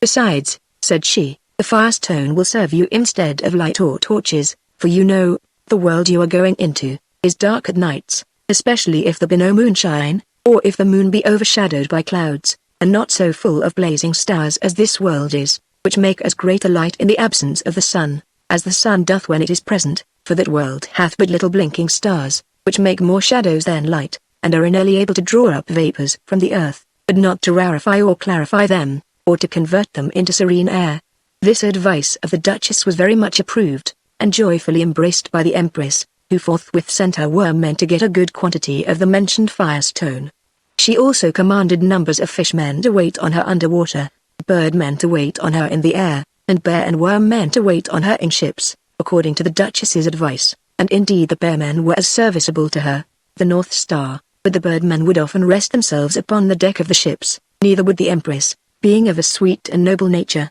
suffer that they should tire or weary themselves by long flights, for though by land they did often fly out of one country into another, yet they did rest in some woods, or on some grounds, especially at night, when it was their sleeping time, and therefore the Empress was forced to take a great many ships along with her, both for transporting those several sorts of her loyal and serviceable subjects, and to carry provisions for them. Besides, she was so wearied with the petitions of several others of her subjects who desired to wait on her Majesty, that she could not possibly deny them all, for some would rather choose to be drowned, than not tender their duty to her. Thus after all things were made fit and ready, the Empress began her journey. I cannot properly say, she set sail, by reason in some part, as in the passage between the two worlds, which yet was but short, the ships were drawn under water by the fishmen with golden chains, so that they had no need of sails there, nor of any other arts, but only to keep out water from entering into the ships, and to give or make so much air as would serve, for breath or respiration, those land animals that were in the ships, which the giants had so artificially contrived, that they which were therein, found no inconveniency at all, and after they had passed the icy sea, the golden ships appeared above water, and so went on until they came near the kingdom that was the Empress's native country, where the bear-men through their telescopes discovered a great number of ships which had beset all that kingdom, well rigged and manned. The Empress before she came in sight of the enemy, sent some of her fish and bird men to bring her intelligence of their fleet, and hearing of their number, their station and posture, she gave order that when it was night, her bird men should carry in their beaks some of the mentioned fire stones, with the tops thereof wetted, and the fishmen should carry them likewise, and hold them out of the water, for they were cut in the form of torches or candles, and being many thousands, made a terrible show, for it appeared as if all the air and sea had been of a flaming fire, and all that were upon the sea, or near it, did verily believe, the time of judgment, or the last day was come, which made them all fall down, and pray. At the break of day, the Empress commanded those lights to be put out, and then the naval forces of the enemy perceived nothing but a number of ships without sails, guns, arms, and other instruments of war. Ships seemed to swim of themselves, without any help or assistance, which sight put them into a great amaze, neither could they perceive that those ships were of gold, by reason the Empress had caused them all to be coloured black, or with a dark colour, so that the natural colour of the gold could not be perceived through the artificial colour of the paint, no not by the best telescopes. All which put the enemy's fleet into such a fright at night, and to such wonder in the morning, or at daytime, that they know not what to jug or make of them, for they know neither what ships they were, nor what party they belonged to, insomuch that they had no power to stir. In the meanwhile, the Empress, knowing the colors of her own country, sent a letter to their general, the rest of the chief commanders, let them know that she was a great and powerful princess, and came to assist them against their enemies, wherefore she desired they should declare themselves, when they would have her help and assistance. Hereupon a council was called, and the business debated, but there were so many cross and different opinions, that they could not suddenly resolve what answer to send the Empress, at which she grew angry, insomuch that she resolved to return into her blazing world, without giving any assistance to her countrymen. But the Duchess of Newcastle entreated Her Majesty to abate her passion, for, said she, great councils are most commonly slow, because many men have many several opinions. Besides, every counsellor striving to be the wisest, makes long speeches, and raise many doubts, which cause retardments. If I had long-speeched counsellors, replied the Empress, I would hang them, by reason they give more words than advice. The Duchess answered, that Her Majesty should not be angry, but consider the differences of that and her blazing world, for, said she, they are not both alike, but there are grosser and duller understandings in this, than in the blazing world. At last a messenger came out, who returned the Empress thanks for her kind proffer, but desired withal, to know from whence she came, and how, and in what manner her assistance could be serviceable to them. The Empress answered, that she was not bound to tell them whence she came, but as for the manner of her assistance, I will appear, said she, to your navy in a splendorous light, surrounded with fire. The messenger asked at what time they should expect her coming. I'll be with you, answered the Empress, about 1 o'clock at night. With this report the messenger returned, which made both the poor councillors and seamen much afraid, but yet they longed for the time to behold this strange sight. The appointed hour being come, the Empress appeared with garments made of the star-stone, and was borne or supported above the water, upon the fishermen's heads and backs, so that she seemed to walk upon the face of the water, and the bird and fishermen carried the fire-stone, lighted both in the air, and above the waters, which sight, when her countrymen perceived at a distance, their hearts began to tremble, but coming something nearer, she left her torches, and appeared early in her garments of light, like an angel, or some deity, and all kneeled down before her, and worshipped her with all submission and reverence, but the Empress would not come nearer than at such a distance where her voice might be generally heard, by reason she would not have that any of her excrements should be perceived, the splendor thereof, and when she was come so near that her voice could be heard and understood by all, she made this following speech. Dear countrymen, for so you are, although you know me not, I being a native of this kingdom, and hearing that most part of this world had resolved to make war against it, and sought to destroy it, at least to weaken its naval force and power, have made a voyage out of another world, to lend you my assistance against your enemies. I come not to make bargains with you, or to regard my own interest more than your safety, but I intend to make you the most powerful nation of this world, and therefore I have chosen rather to quit my own tranquility, riches and pleasure, than suffer you to be ruined and destroyed. All the return I desire, is but your grateful acknowledgement, and to declare my power, love and loyalty to my native country, for, although I am now a great and absolute princess, and empress of a whole world, yet I acknowledge, that once I was a subject of this kingdom, which is but a small part of this world, and therefore I will have you undoubtedly believe, that I shall destroy all your enemies before this following night, I mean those which trouble you by sea, and if you have any by land, assure yourself I shall also give you my assistance against them, and make you triumph over all that seek your ruin and destruction. Upon this declaration of the Empress, when both the general, and all the commanders in their several ships, had returned their humble and hearty thanks to Her Majesty for so great a favor to them, she took her leave, and departed to her own ships. But, good Lord, what several opinions and judgments did this produce in the minds of her countrymen! Some said she was an angel, others, she was a sorceress, some believed her a goddess, others said the devil deluded them in the shape of a fine lady. The morning after, when the navies were to fight, the Empress appeared upon the face of the waters, dressed in her imperial robes, which were all of diamonds and carbuncles. In one hand she held a buckler, made of one entire carbuncle, and in the other hand a spear of one entire diamond. On her head she had a cap of diamonds, and just upon the top of the crown, was a star made of the star-stone, mentioned heretofore, and a half-moon made of the same stone, was placed on her forehead. All her other garments were of several sorts of precious jewels, and having given her fishermen directions how to destroy the enemies of her native country, she proceeded to effect her design. The fishermen were to carry the fire stones in cases of diamonds, the diamonds in a blazing world, are in splendor so far beyond the diamonds of this world, as pebble stones are to the best sort of this world's diamonds, and to uncase or uncover those fire stones no sooner but when they were just under the enemy's ships, or close at their sides, and then to wet them, and set their ships on fire, which was no sooner done, but all the enemy's fleet was of a flaming fire,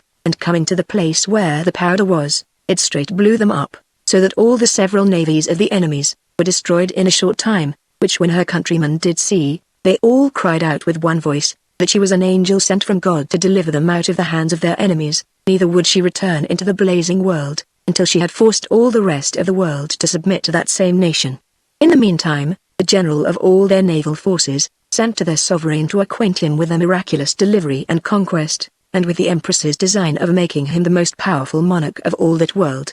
After a short time, the empress sent herself to the sovereign of that nation to know in what she could be serviceable to him, who returning her many thanks, both for her assistance against his enemies, and her kind proffer to do him further service for the good and benefit of his nations, for he was king over several kingdoms, sent her word, that although she did partly destroy his enemies by sea, yet they were so powerful, that they did hinder the trade and traffic of his dominions. To which the empress returned this answer, that she would burn and sink all those ships that would not pay him tribute, forthwith sent to all the neighboring nations, who had any traffic by sea, desiring them to pay tribute to the king and sovereign of that nation where she was born, but they denied it with great scorn. Whereupon, she immediately commanded her fishermen, to destroy all strangers' ships that trafficked on the seas, which they did according to the empress's command, and when the neighboring nations and kingdoms perceived her power, they were so discomposed in their affairs and designs, that they knew not what to do. At last they sent to the empress, and desired to treat with her, but could get no other conditions than to submit and pay tribute to the said king and sovereign of her native country, otherwise, she was resolved to ruin all their trade and traffic by burning their ships. Long was this treaty, but in fine, they could obtain nothing, so that at last they were enforced to submit, by which the king of the mentioned nations became absolute master of the seas, and consequently of that world, by reason, as I mentioned heretofore, the several nations of that world could not well live without traffic and commerce, by sea, as well as by land. But after a short time, those neighboring nations finding themselves so much enslaved, that they were hardly able to peep out of their own dominions without a chargeable tribute, they all agreed to join again their forces against the king and sovereign of the said dominions, which when the empress received notice of, she sent out her fishermen to destroy, as they had done before, the remainder of all their naval power, by which they were soon forced again to submit, except some nations which could live without foreign traffic, and some whose trade and traffic was merely by land, these would no ways be tributary to the mentioned king. The empress sent them word, that in case they did not submit to him, she intended to fire all their towns and cities, and reduce them by force, to what they would not yield with a good will. But they rejected and scorned her majesty's message, which provoked her anger so much, that she resolved to send her bird and worm men thither, with order to begin first with their smaller towns, and set them on fire, for she was loath to make more spoil than she was forced to do, and if they remained still obstinate in their resolutions, to destroy also their greater cities. The only difficulty was, how to convey the worm men conveniently to those places, but they desired that her majesty would but set them upon any part of the earth of those nations, and they could travel within the earth as easily, and as nimbly as men upon the face of the earth, which the empress did according to their desire. But before both the bird and worm men began their journey, the empress commanded the bearmen to view through their telescopes what towns and cities those were that would not submit, and having a full information thereof, she instructed the bird and bearmen what towns they should begin with all. In the meanwhile she sent to all the princes and sovereigns of those nations, to let them know that she would give them a proof of her power, and check their obstinacies by burning some of their smaller towns, and if they continued still in their obstinate resolutions, that she would convert their smaller loss into a total ruin. She also commanded her bird men to make their flight at night, lest they be perceived. At last when both the bird and worm men came to the designed places, the worm men laid some fire stones under the foundation of every house, and the bird men placed some at the tops of them, so that both by rain, and by some other moisture within the earth, the stones could not fail of burning. The bird men in the meantime having learned some few words of their language, told them, that the next time it did rain, their towns would be all on fire, at which they were amazed to hear men speak in the air, but withal they laughed when they heard them say that rain should fire their towns, knowing that the effect of water was to quench, not produce fire. At last a rain came, and upon a sudden all their houses appeared of a flaming fire, and the more water there was poured on them, the more they did flame and burn, which struck such a fright and terror into all the neighboring cities, nations and kingdoms, that for fear the like should happen to them, they and all the rest of the parts of that world, granted the Empress's desire, and submitted to the monarch and sovereign of her native country, the King of Esfi, save one, which having seldom or never any rain, but an early dews, which would soon be spent in a great fire, slighted her power. The Empress being desirous to make it stoop as well as the rest, knew that every year it was watered by a flowing tide, which lasted some weeks, and although their houses stood high from the ground, yet they were built upon supporters which were fixed into the ground. Wherefore she commanded both her bird and worm men to lay some of the fire stones at the bottom of those supporters, and when the tide came in, all their houses were of a fire, which did so rarefy the water. The tide was soon turned into a vapor, and this vapor again into air, which caused not an earlier destruction of their houses, but also a general barrenness over all their country that year, and forced them to submit, as well as the rest of the world had done. Thus the Empress did not only save her native country, but made it the absolute monarchy of all that world,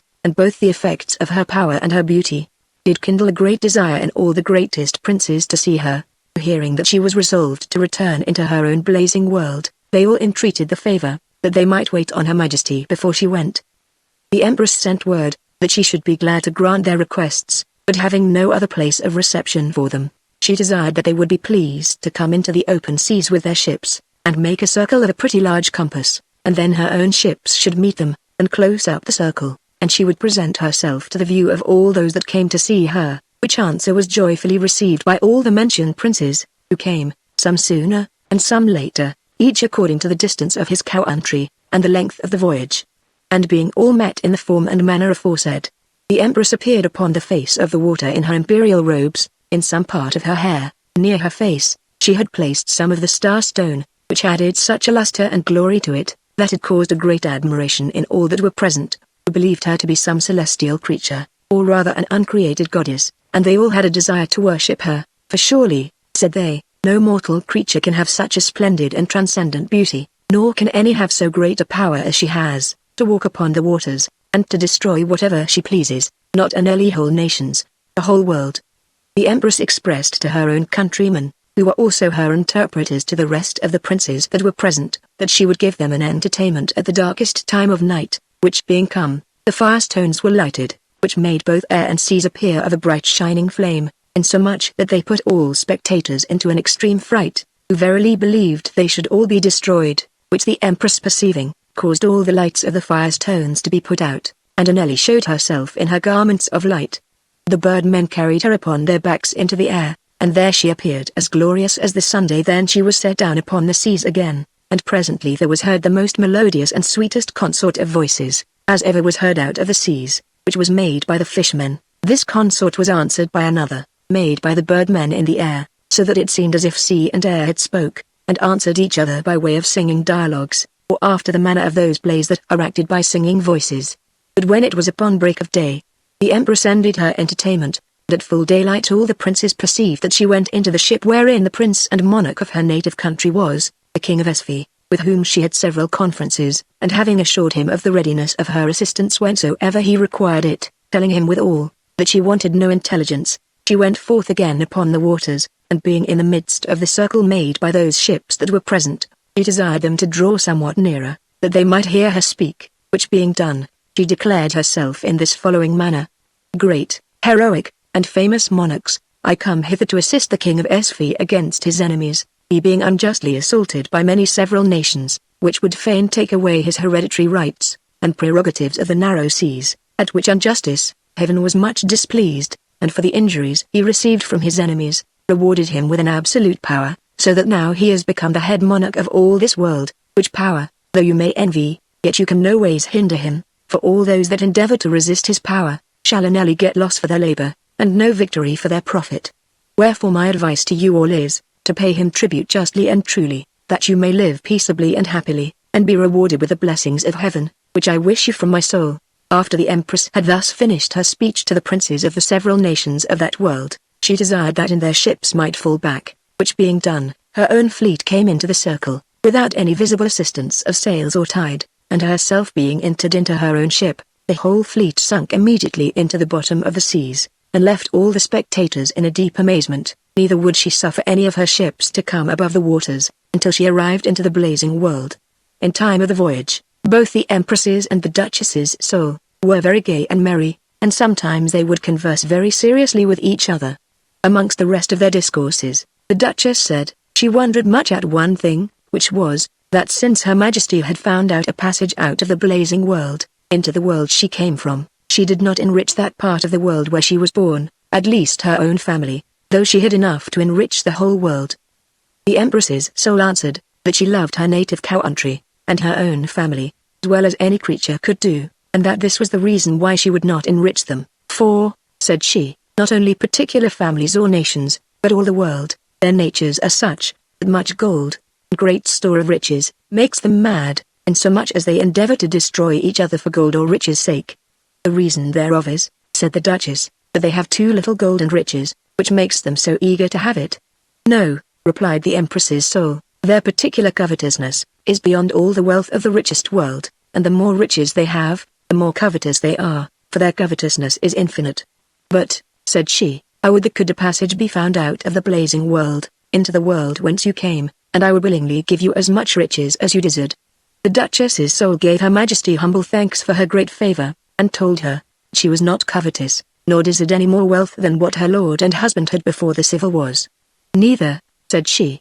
should I desire it for my own, but my lord's posterity's sake. Well, said the Empress, I'll command my fishermen to use all their skill and industry to find out a passage into that world which your lord and husband is in. I do verily believe, answered the Duchess, that there will be no passage found into that world, but if there were any, I should not petition your Majesty for gold and jewels, but only for the elixir that grows in the midst of the golden sands, for to preserve life and health, but without a passage, it is impossible to carry away any of it, for, whatsoever is material, cannot travel like immaterial beings, such as souls and spirits are. Neither do souls require any such thing that might revive them, or prolong their lives, by reason they are unalterable, for, were souls like bodies, then my soul might have had the benefit of that natural elixir that grows in your blazing world. I wish earnestly, said the Empress, that a passage might be found, and then both your lord and yourself, should neither want wealth, nor long life. Nay, I love you so well, that I would make you as great and powerful a monarchess,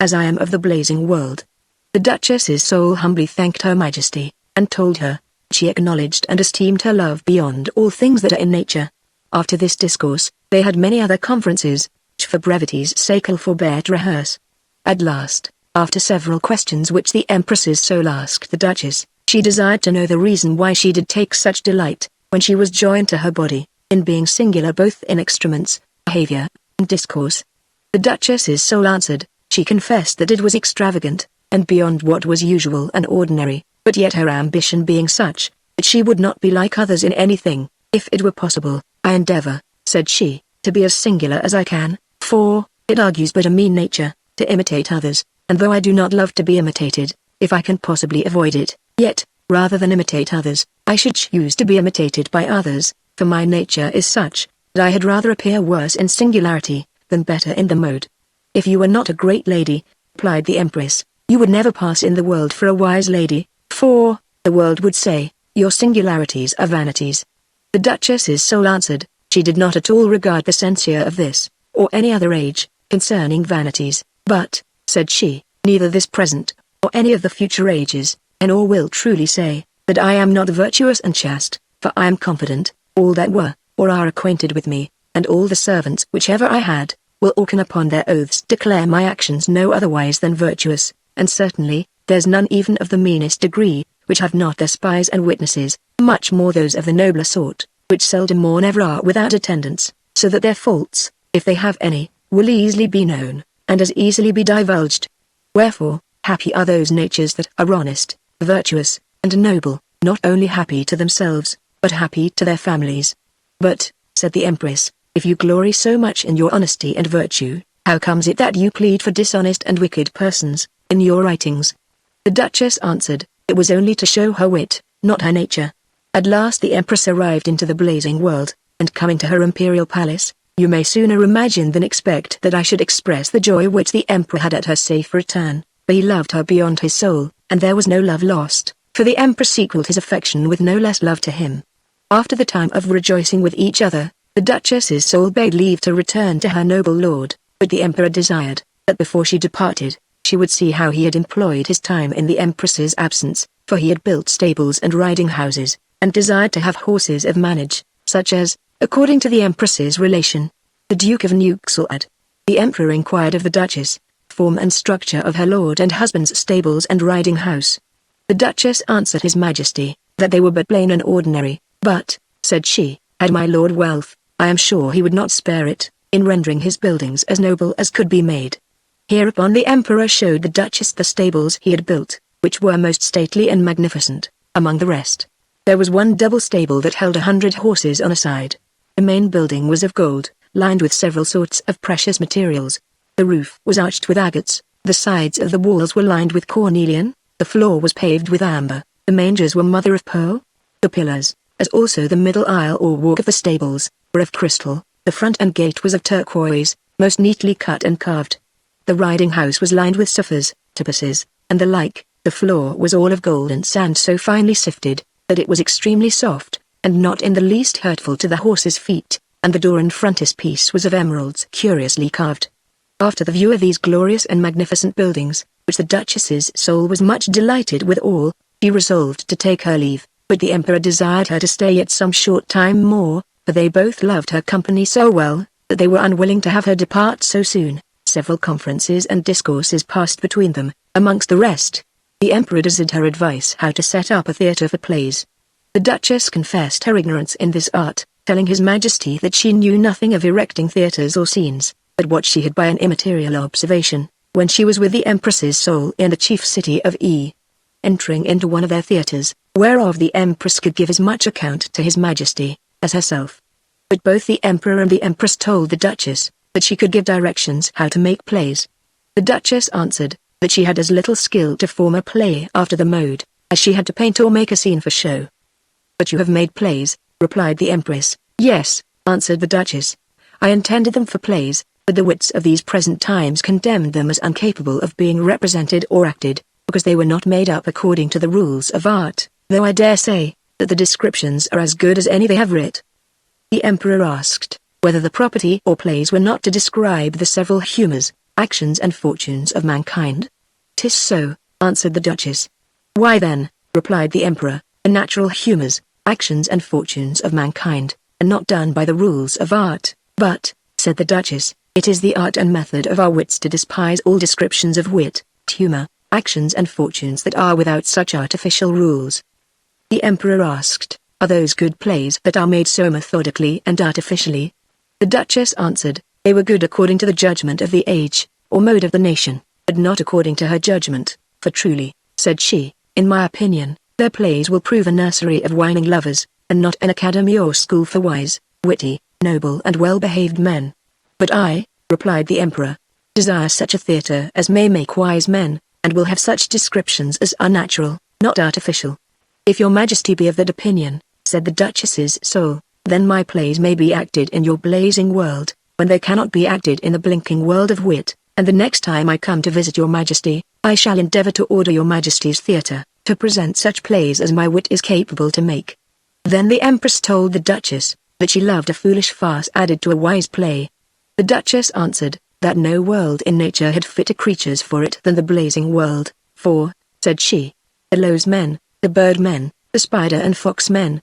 the ape men and satyrs appear in a farce extraordinary pleasant. Hereupon both the Emperor and Empress entreated the Duchess's soul to stay so long with them, till she had ordered her theatre, and made plays and farces fit for them, for they earnestly wanted that sort of recreation. But the Duchess's soul begged their Majesties to give her leave to go into her native world, for she longed to be with her dear lord and husband, promising, that after a short time she would return again. Which being granted, though with much difficulty, she took her leave with all civility and respect, and so departed from their Majesties. After the Duchess's return into her own body, she entertained her lord, when he was pleased to hear such kind of discourses, with foreign relations, but he was never displeased to hear of the Empress's kind commendations, and of the characters she was pleased to give of him to the Emperor. Amongst other relations, she told him all what had passed between the Empress, and the several monarchs of that world whither she went with the Empress, and how she had subdued them to pay tribute and homage to the monarch of that nation or kingdom to which she owed both her birth and education.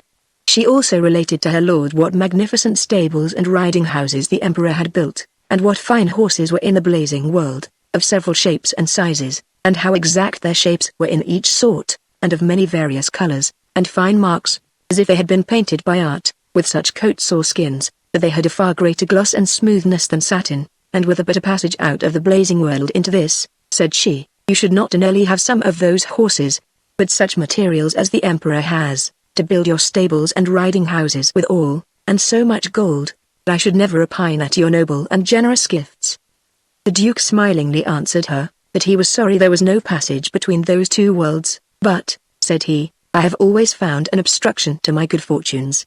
One time the Duchess chanced to discourse with some of her acquaintance, of the Empress of the blazing world, who asked her what pastimes and recreations Her Majesty did most delight in. The Duchess answered, that she spent most of her time in the study of natural causes and effects, which was her chief delight and pastime, and that she loved to discourse sometimes with the most learned persons of that world, and to please the Emperor and his nobles, who were all of the royal race, she went often abroad to take the air, but seldom in the daytime, always at night, if it might be called night, for, said she, the nights there are as light as days, by reason of the numerous blazing stars, which are very splendorous, and early their light is whiter than the sun's light, and as the sun's light is hot, so their light is cool, not so cool as our twinkling starlight, nor is their sunlight so hot as ours, but more rate, and that part of the blazing world where the Empress resides, is always clear, and never subject to any storms, tempests, fogs or mists, but was an early refreshing dews that nourish the earth.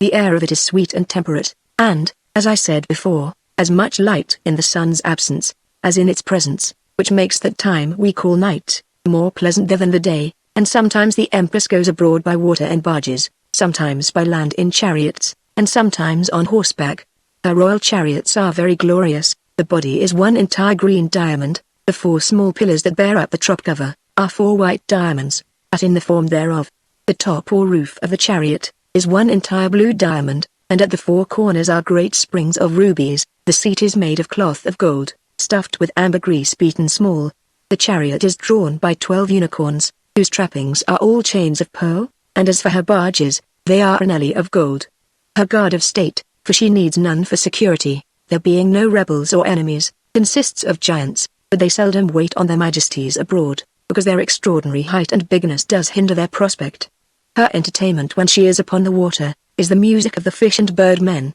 and by land are horse and foot matches, for the Empress takes much delight in making race matches with the Emperor, and the nobility. Some races are between the fox and apemen, which sometimes the satyrs strive to outrun, and some are between the spidermen and licemen. Also there are several flight matches, between the several sorts of birdmen, and the several sorts of flymen, and swimming matches, between the several sorts of fishmen. The Emperor, Empress, and their nobles, take also great delight to have collations, for in the blazing world, there are most delicious fruits of all sorts, and some such as in this world were never seen nor tasted, for there are most tempting sorts of fruit. After their collations are ended, they dance, and if they be upon the water, they dance upon the water, there lying so many fishmen so close and thick together, as they can dance very evenly and easily upon their backs, and need not fear drowning. Their music, both vocal and instrumental, is according to their several places. Upon the water, it is of water instruments, as shells filled with water, and so moved by art, which is a very sweet and delightful harmony. And those dances which they dance upon the water, are, for the most part, such as we in this world call swimming dances, where they do not lift up their feet high, in lawns, or upon plains. They have wind instruments, but much better than those in our world, and when they dance in the woods, they have horn instruments, which although they are of a sort of wind instruments, yet they are of another fashion than the former. In their houses they have such instruments as are somewhat like our viols, violins, theorbos, lutes, citharins, guitars, harpsichords, and the like, but yet so far beyond them, that the difference cannot well be expressed, and as their places of dancing, and their music is different, so is their manner or way of dancing. In these and the like recreations, the Emperor, Empress, and the nobility pass their time.